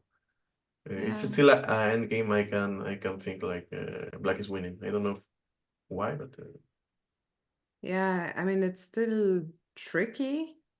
You're gonna suffer forever, but what happens if you just wait?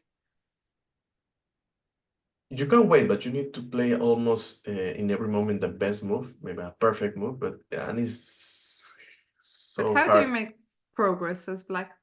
I will put my bishop on b8 at some point, forcing you to Okay. defend with king e3 and then queen c4. Yeah, Oops. that is my main.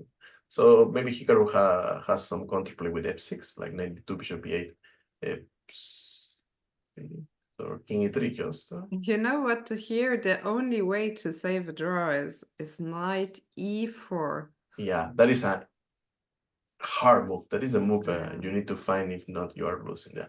So what's the idea? If bishop takes f6 So and if you basic. if you just sacrifice your knight against the b4 pawn, it's a draw because you know that rook pawn game you cannot win. But how? Oh, king f7, king c4, takes, king f7, king c4, king e6, king d3, king f5, king e2, king g4, king f1, king h3, Oh king my g1, and you are God. not. You are just one tempo saving the game. Wow. It's Maybe not I enough. didn't. A piece is not enough. The rook, It's the impossible pawn. to see that from a distance. Absolutely impossible with seconds on the clock. Tough, tough loss. This one hurts a lot. Alireza made a draw. Um, let's see, did anything? I see some red here. So Fabi White against Alireza. Looks like Alireza was doing very well again. Yeah, maybe. Yeah, he just needs. Bishop a3. He was winning the last 5 games. I think. So And here incredible. he had knight d4. Oh, amazing. So if white takes, this bishop gets opened. And this is crushing. And if white doesn't take You don't have many any good squares. squares, yeah. Queen b1, you can play, black can play also. Yeah, maybe With 3, maybe queen f4, combining with queen f4. Yeah. Yeah, that is. But yeah, to play with this rook knight here. d2, rook 2. Yeah, this would be winning. In the game, Alireza played queen f4 immediately, but now knight d4 doesn't work anymore. So knight g5, the position is still good. One knight takes, so he wins a pawn. He missed his chance to win another game. He had a really nice position, pawn up, every single piece in aggressive mode. Oh, he missed maybe that. Still, the position is good. Yeah, I saw the final queens position. on the board. Yeah, that was a small mistake, but still black has his chances. But that endgame, yeah, maybe it's a fortress with the pawn down. Interesting. Just a fortress. Yeah. It's weird, a weird fortress, but you cannot make progress. No, this is. Yeah. No, it's just a draw. Yeah? It's kind of weird because it seems like your bishop is trapped, but you cannot. That's very funny. Yeah. Wow. That's why you need to study endgames to save at least one game. Yeah. And elsewhere, Levon beat, and actually, how is Maxime? Let's check Maxime.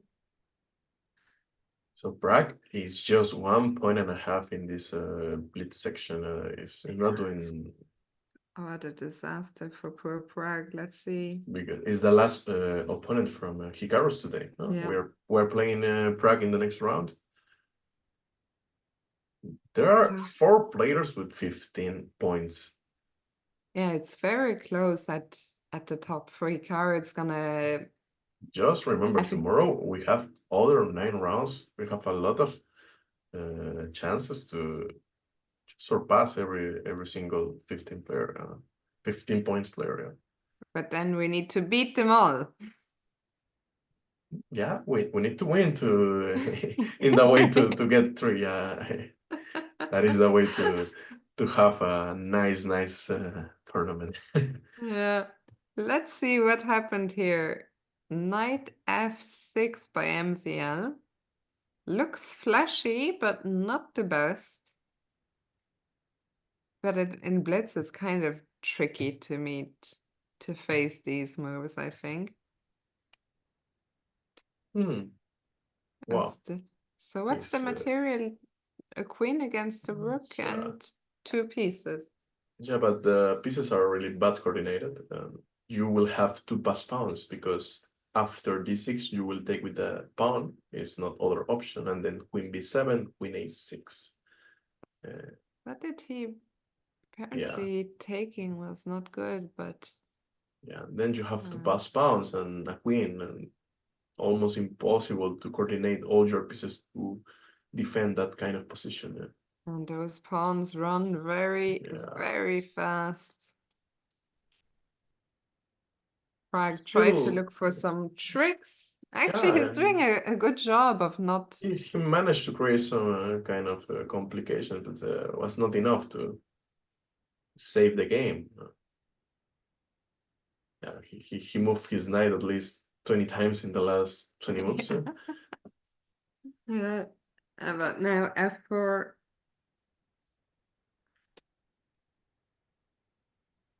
Oh, so he's even up a piece now, but it's not enough. What is almost saving the game, but yeah, it's just three pawns, a4, a5, a6. It's maybe over, or rook c6 and rook b6. Very nice. Yeah, just an endgame with a pawn less, but it's enough for white to win the game. Yeah, this was crazy. But MVL is very good in endgames. I think every single player in this field should be strong in endgames. I think that's why they have a 2700. Yeah. Nice Yeah. technique by Maxime. And we're 7 minutes away from the last game of the day. Let's see, how did Levon beat? Oh, there are a lot of black pieces It there. looks like we saw a blunder here. Oh, Bishop g5. what is the f6 idea? Yeah. Yeah, that f6 idea you can ignore a lot of times. Yeah. And It's a black move is... like you expect that you always forget it. Looks like Levon bounced back nicely from the loss against Hikaru. Let's see, how did he do it exactly? Yeah. So, Levon has the famous BBC. I don't know if you know that term from Hikaru, from Hikaru's the terminology. Black big center, I think it the is. big black center. The big black center, yeah. It takes. Also, the BBC could be a Bale, Benzema, Cristiano in soccer terms, but yeah. Or the British Broadcasting Company.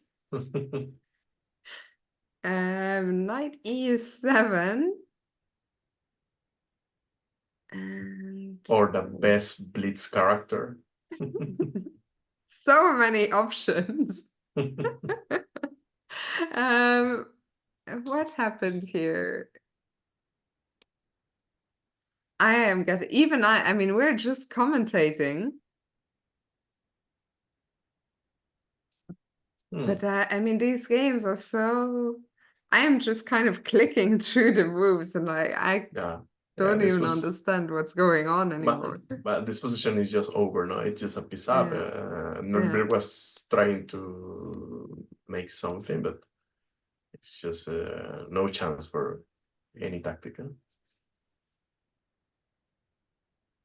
Yeah. Okay, and that was that. So Ali Reza, 2 points, 2 points clear. And then a group of 4 players on 15, Wesley, Levon, Maxime, and Jan, and Hikaru on 13.5. Hikaru, in the last game of the day, he's playing against Prague. He really, I think he needs to win this one. This one is sure. Pretty much a must win. Prague has had a terrible, terrible event. Already in the Rapid, it was not his day. He has lost 4 games in a row, Jose. Yeah, I think his performance is better than if I can play this kind of event. Yeah, I don't know if I can make 4 points on the Rapid section. They are playing the best in the world. Yeah, but I think you're being humble. I don't know. You're being too humble, I think. For sure, will be amazing then. Yeah, it's for sure. Now it's impossible to play this time, but who knows? Yeah. Actually, well, you talked earlier about your match against Kramnik. The rematch is happening in 4 days. How much preparation have you done? I did my I am always a guy who is ready for any challenge. I think I am taking really chilled my prep because I don't want to have that stressful environment as Madrid. I think that not helped me in some games. I took a lot of bad decisions because I had a lot of information, a lot of prep, and I was choosing correctly. I know maybe BK is preparing, I hope, because for the last match he prepared a lot. Now I don't know what will be his surprises. Anyway, I will do as always. I'm playing chess like 2 days ago in Dino Tuesday. Is the format the same? It's half online and half over the board, or? Is now I hope we will have the normal match without any break, a long changes. break, or changes or whatever reason. Yeah, 6 games OTV and then 6 games online the same day, so 12 games per day. Yeah, I hope. And you know, everything can happen in that kind of event. I hope a normal match. I didn't realize, I have to say, the first event. I know a lot can happen, but I didn't expect as much to happen as Yeah, it did. I mean, it was just I was watching and I was like, what the hell is going on? neither me or the organizers, any of us. uh, Hikaru is at the board. Yeah, he looks pissed off. You know, he had two nice wins, and then chess is tough, and position where you can see that he's clearly unhappy. Yeah, both of them are not in the best Actually, Prague day. looks in a better mood. Prague looks, if I just saw him, I would think, okay, just normal Prague. Prague, I think, despite his young age, he doesn't show that many emotions. I've never seen him, you know, very tilting or something.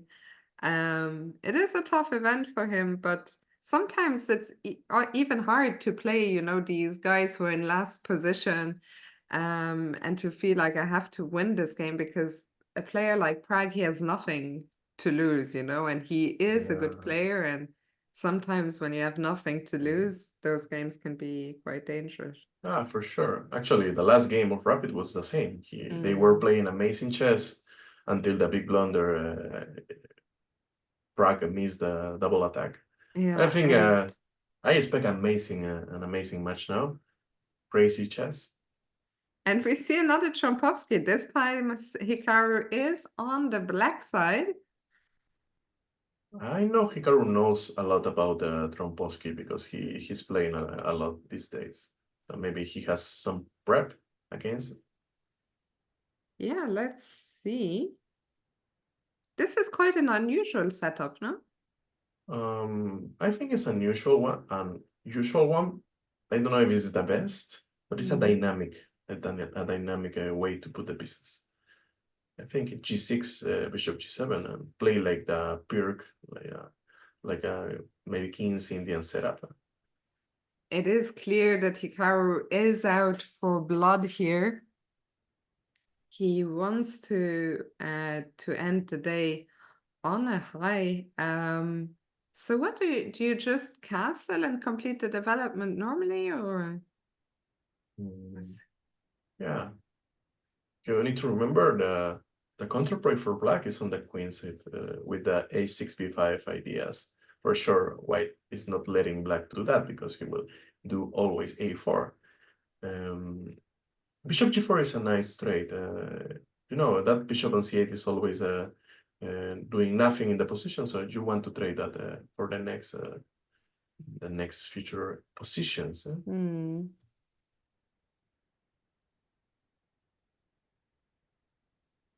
Maybe And Hikaru is still thinking. castle is not a g5 also move. If bishop g3, you will play knight h5 and take the bishop pair for the rest of the game. If you play bishop e3, I don't know how to continue against that. Maybe knight g4, yeah. It's an option. Hikaru is in an aggressive mood. He's playing He's in every. a very aggressive mood. I don't know if c4 will play. You know, c4. There is only one move for white to survive. It's queen e2. Wow. Hopefully, yeah. Because it's the F5. I meta. mean, he is very aggressive. The question is he too aggressive? Mm. I think Hikaru is, I don't like to say it, but I think Hikaru is on tilt actually. Yeah, f5 is a aggressive move, but it's also move is giving a lot of weaknesses to cover in the next in the middle game. So, Yeah, for I think example, maybe he will be happy to get this. Like anything can happen. It's very double-edged, but I mean he is also, both players are running some risks here, but the Black King is definitely more open. I don't like the king d8 idea. I think it's too. I don't know if I can say it's too much, but I can see the upcoming before attack on the queen side for white. So that king will be not in the safe place. And Hikaru plays f4, so Yeah, you need to close the position because if you let that open, you will just get crushed. But Prague, he's playing fast and he's playing well. H4, looking to open the H file for the rook. H4 was an amazing idea from Yeah. Prague, just taking advantage of the bad king placement. Yeah, this king, and I mean, we have to. I mean, the pawn on g5 is under attack. So how do we deal with that? Maybe knight e5, but it's a move you say the I'm getting mated, but I am saving my pawn. I don't know if do you want to do that decision. I like the a6 move from Hikaru because he wants to play against that bishop on d3, maybe queen c7, b5, c4. It would be an idea. He's losing the g5 pawn, but okay, I need to calculate to know more about it. I mean, it's tough, right? Queen c2, pawn takes. Okay, plays rook g8. Yeah, he's trying to defend tactically, in a tactic way. HG, HG, knight g5 will respond with bishop c3, nice counterattack. So Prague takes one c. I don't know if he still can take, but according to the computer, he can. I have no idea why. No, before was a mistake. I will sacrifice the pawn. I will not let that b file get open. Maybe we play c4 and play the knight c4 e5. is actually c4 is the best move, so that's a good intuition by you to not let the b file open. Yeah. For sure, Hikaru will consider it. Hikaru is not only in some trouble on the board, also on the clock. He's down a minute and a half. He's shaking his head. I don't think he's happy with his position, obviously. I think he'll have to play c4. Surely he cannot. Yeah, and there he goes. c4 is on the board. Now, bishop f6, I like that move. He's just being solid, consolidate his position. We know he has a pawn down, but your king is safe. That matters. And Frank plays b5, which apparently not the best. Yeah, he's threatening that a5, knight a4, b6, and you're almost trapping the black the black queen. I think it's a nice idea, but maybe he missed something. I think that we should ignore that the viewers should ignore the question mark. I think b5 is quite a testing move. The only move it's possible here for Hikaru is a b5 because now knight a4, b6, bishop b5. He's losing his queen. Hikaru's losing his queen. This is.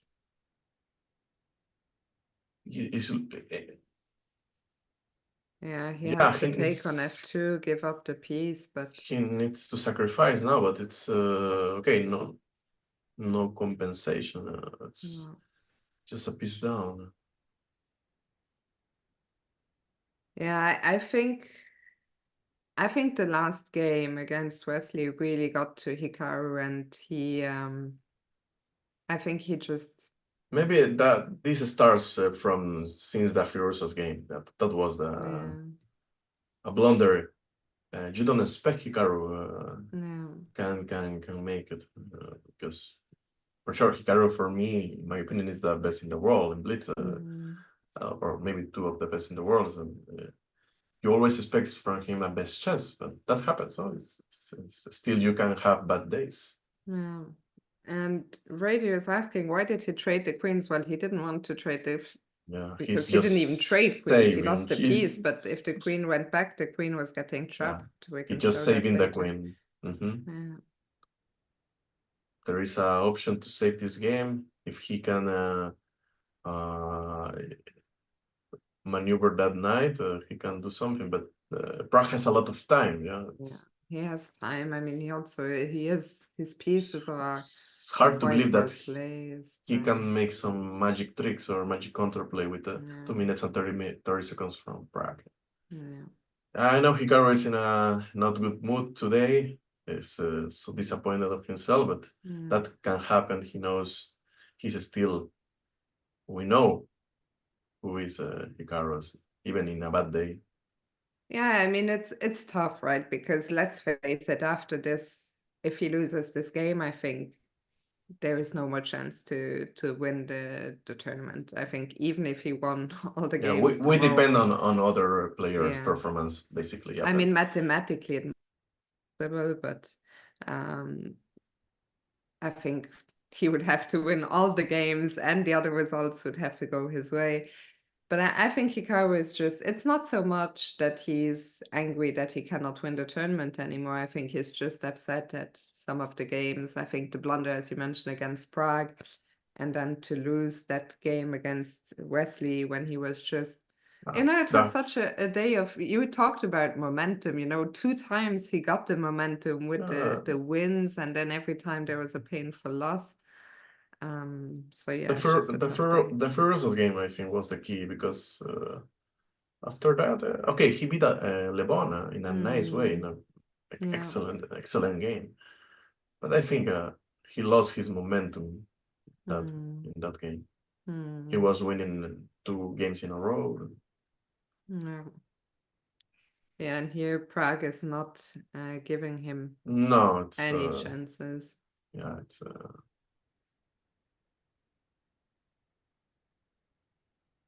or just rook b6. I don't know what. Yeah, I mean, this last game was a bit tough to watch. I feel like from the moment Hikaru played, even f5, I mean, I'm not saying f5 is a mistake, but it was clear that he is just Yeah, it's crazy all that out. Prague is not doing any move. Like he's totally winning in every single way, but I he think knows Prague he's is against also, Hikaru. He yeah, knows that Hikaru affected. It's amazing and that. he lost 4 games in a row, Prague. I think he is also doubting himself. I mean, he's had such a bad tournament, so I think he wants to make extra sure, that he Yeah, doesn't miss anything. I agree totally. I totally agree. Every single move from Hikaru is a threat, classical. Mm. But I think after rook d5, I don't see other threat than Mm. the last move. Huh? Yeah. Yeah. Yeah, I agree with Radio. I mean, it's almost sad to watch, but I think, all of us chess players who play in competitions, like, of course, I play on a completely different level, but we've all been there when something doesn't go your way and you start to tilt and then you want to win too much. And yeah, let's just show very quickly this moment because where people were not understanding why did Hikaru take on f2 and give up a piece. The problem is if the queen goes back after b6, the queen has only one safe square. That's d7, and now Yeah. bishop b5, and the queen is For, trapped. for me, it was a surprise. Hikaru in every day can see the knight a4, b6, bishop b5 idea.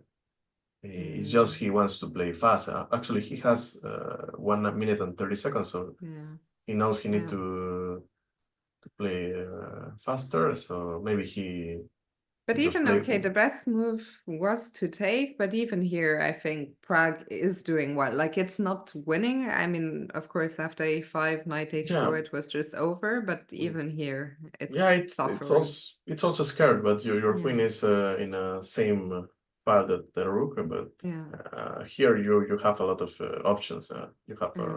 queen c7, queen c5, even the discover check is not doing nothing Hmm. now. Hmm. Let's take a look at another game. Let's look at the tournament. No, the tournament leader actually drew. Alireza drew against Maxime. So let's check.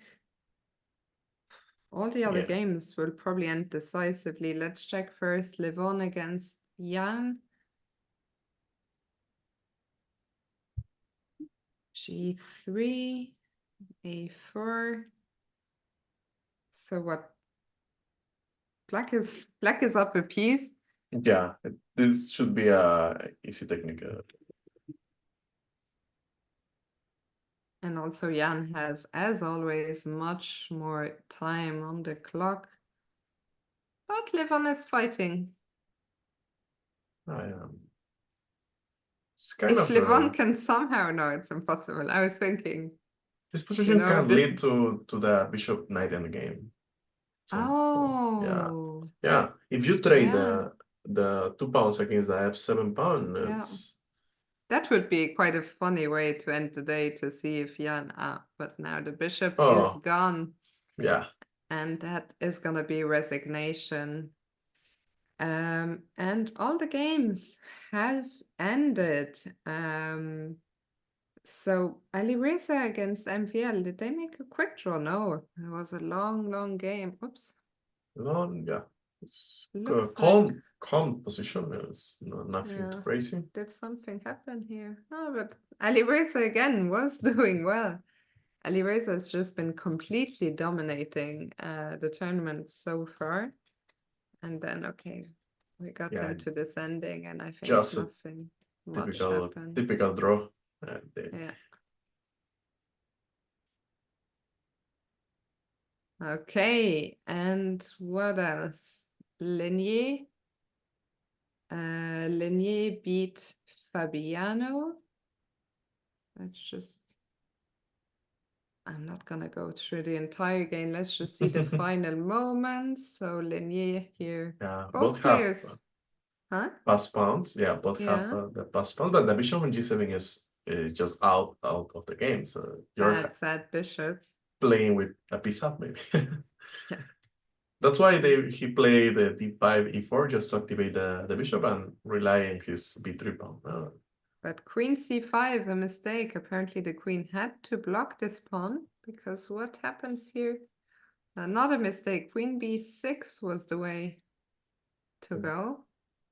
Again, I think, you know, to me it looks like, oh, queen b6 seems quite natural, but with seconds on the clock, nothing is... Yeah, but queen b6, black has a queen d5. I'm not sure if that is winning. I need to think more. I don't know what is the best move after queen d5, but queen b3, ed3, you have some d2 ideas. Yeah, it's not obvious at all. It's not obvious. No. Okay, but instead, after queen c5, d7. Both making mistake, but it's totally normal in this kind of time scramble. So Takes.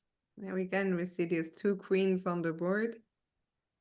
okay, nice. Mating threats. Wow. And by the way, guys, Hikaru will be with us shortly, so don't go anywhere. Sure. Queen f4, then oh, he wants to checkmate f5 and h7. Nice. Very nice finish. Black can have 3 queens on the board, but the checkmate is more important. Yeah. Very nice finish by Lenier. And finally, what did we not see? Wesley's win against Nordic also was not having a great... But here it looks like there are almost no blunders. Usually I see so many red moves, but here it looks like Nordic made one mistake in the opening. And the knight is trapped. Maybe it's not trapped, just sacrifice a knight for 3 pounds. Yeah. Oh, actually, Hikaru is here. Hikaru, tough. Hey, how are you guys doing? We are doing good. How are you? Tough day. Yeah, I mean, I think there are a few things that I would say. I mean, the first thing is, you know, it's not so simple to go from playing online to playing over the board. I think that's the first thing that's very obvious. Because I mean, there's the Alireza game, which was one example, but just across the board, I was way too slow. So I mean, that's the first thing that I would say about today, which was just very, very, very bad. And I guess, you know, if I'm going to take the World Rapid and Blitz seriously, probably I should I should go like play some Blitz or play something over the board before the tournament, because it's quite clear that, I mean, I'm not super sharp. I mean, there were many missed opportunities today. I mean, the only bright side is that, I mean, with the exception of the last game, I was probably much better if not winning in every other game on the day. So I mean, that's the silver lining, you could say, despite the actual result. But generally just not very happy with what occurred. I mean, the Wesley game kind of tilted me because I was much better, and then I didn't play knight b5. I spent like 30 seconds or something and played knight e4, and then later I could have made a draw. So yeah, I mean, my decision making and my time usage were not very good. So yeah, that's what it is. How do you feel ahead of? Yeah, okay. How do you feel ahead of the last day? What are you going to get up to today? Well, I mean, I think one of the big mistakes today also is that, like a complete idiot, I was thinking about winning the tournament. I wasn't thinking about just playing good games. I was thinking too much about trying to win every game rather than just trying to play the situation. So that played, I think, a huge role as well in terms of not being objective about a lot of positions. Yeah, I mean, it's unfortunate because now, I mean, there's basically nothing to play for on the final day. So that's disappointing, I guess you could say, but it is what it is. Do you ever before Blitz tournament do like some sparring over the board?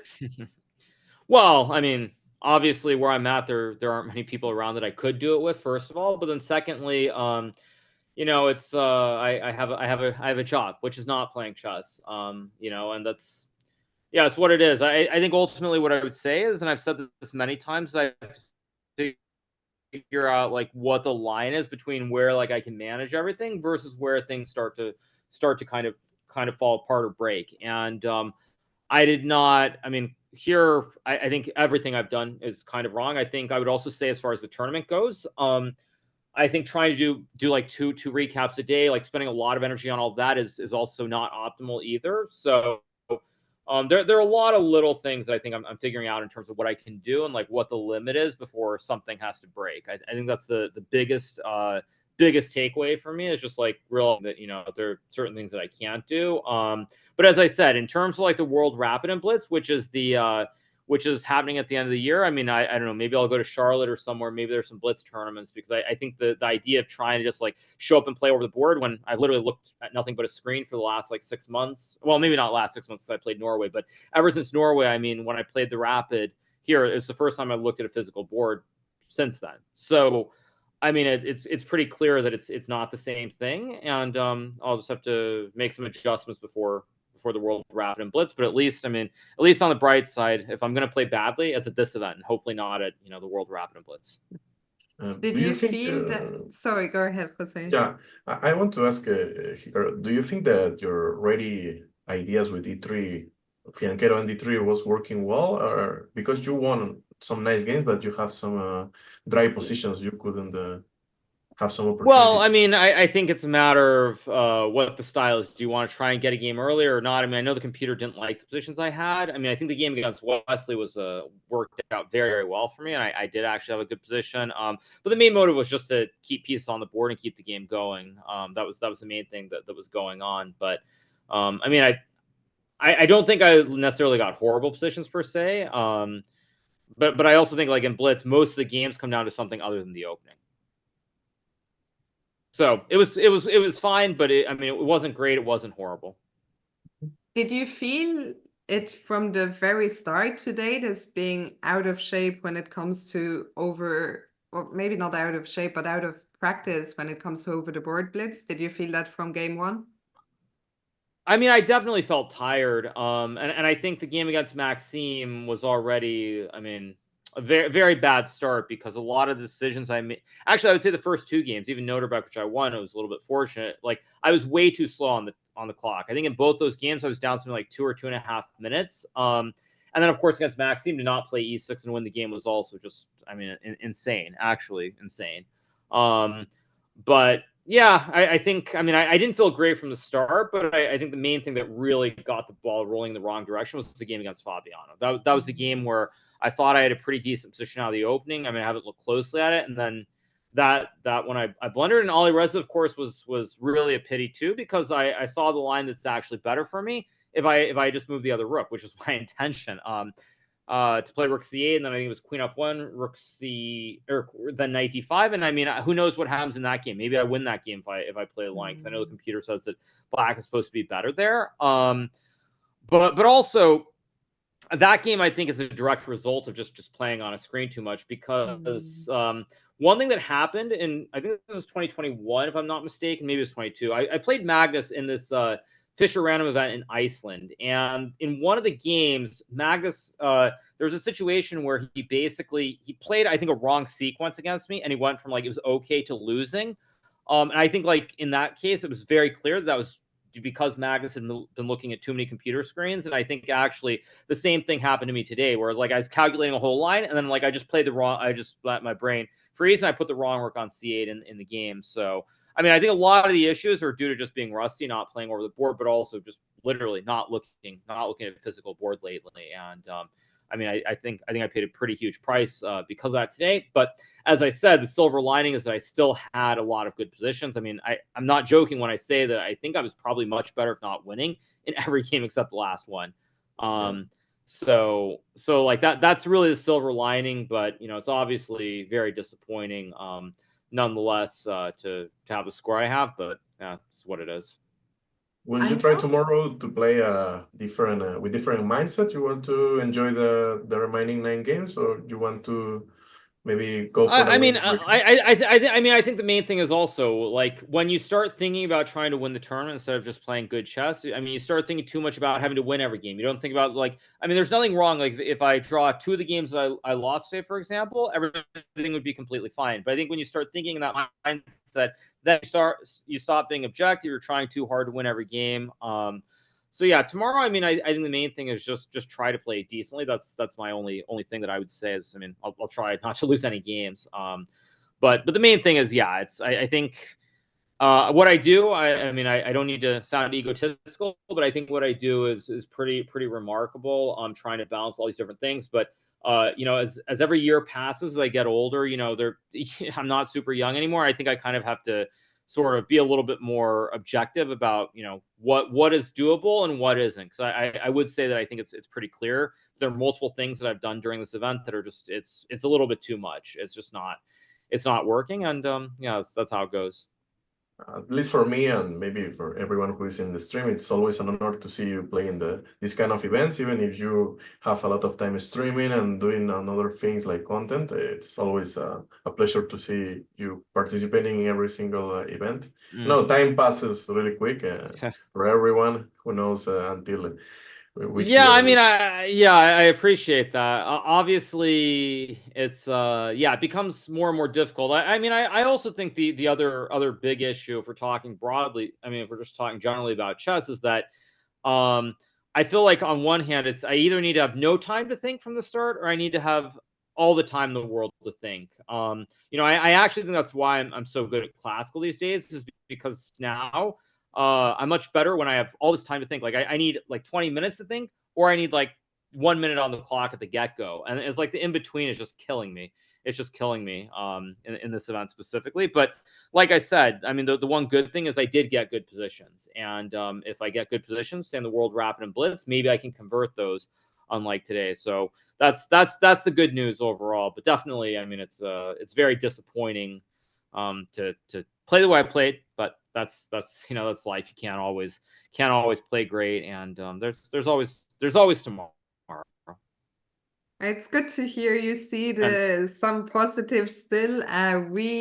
You know, I mean, like I see someone in chat is saying, I mean, you're talking about doing recaps and too much energy and things like this. I mean, I think actually, like today, for example, was insane by me. I mean, I literally woke up and tried to do a recap of Levy's game right after I woke up, and I think all these things are.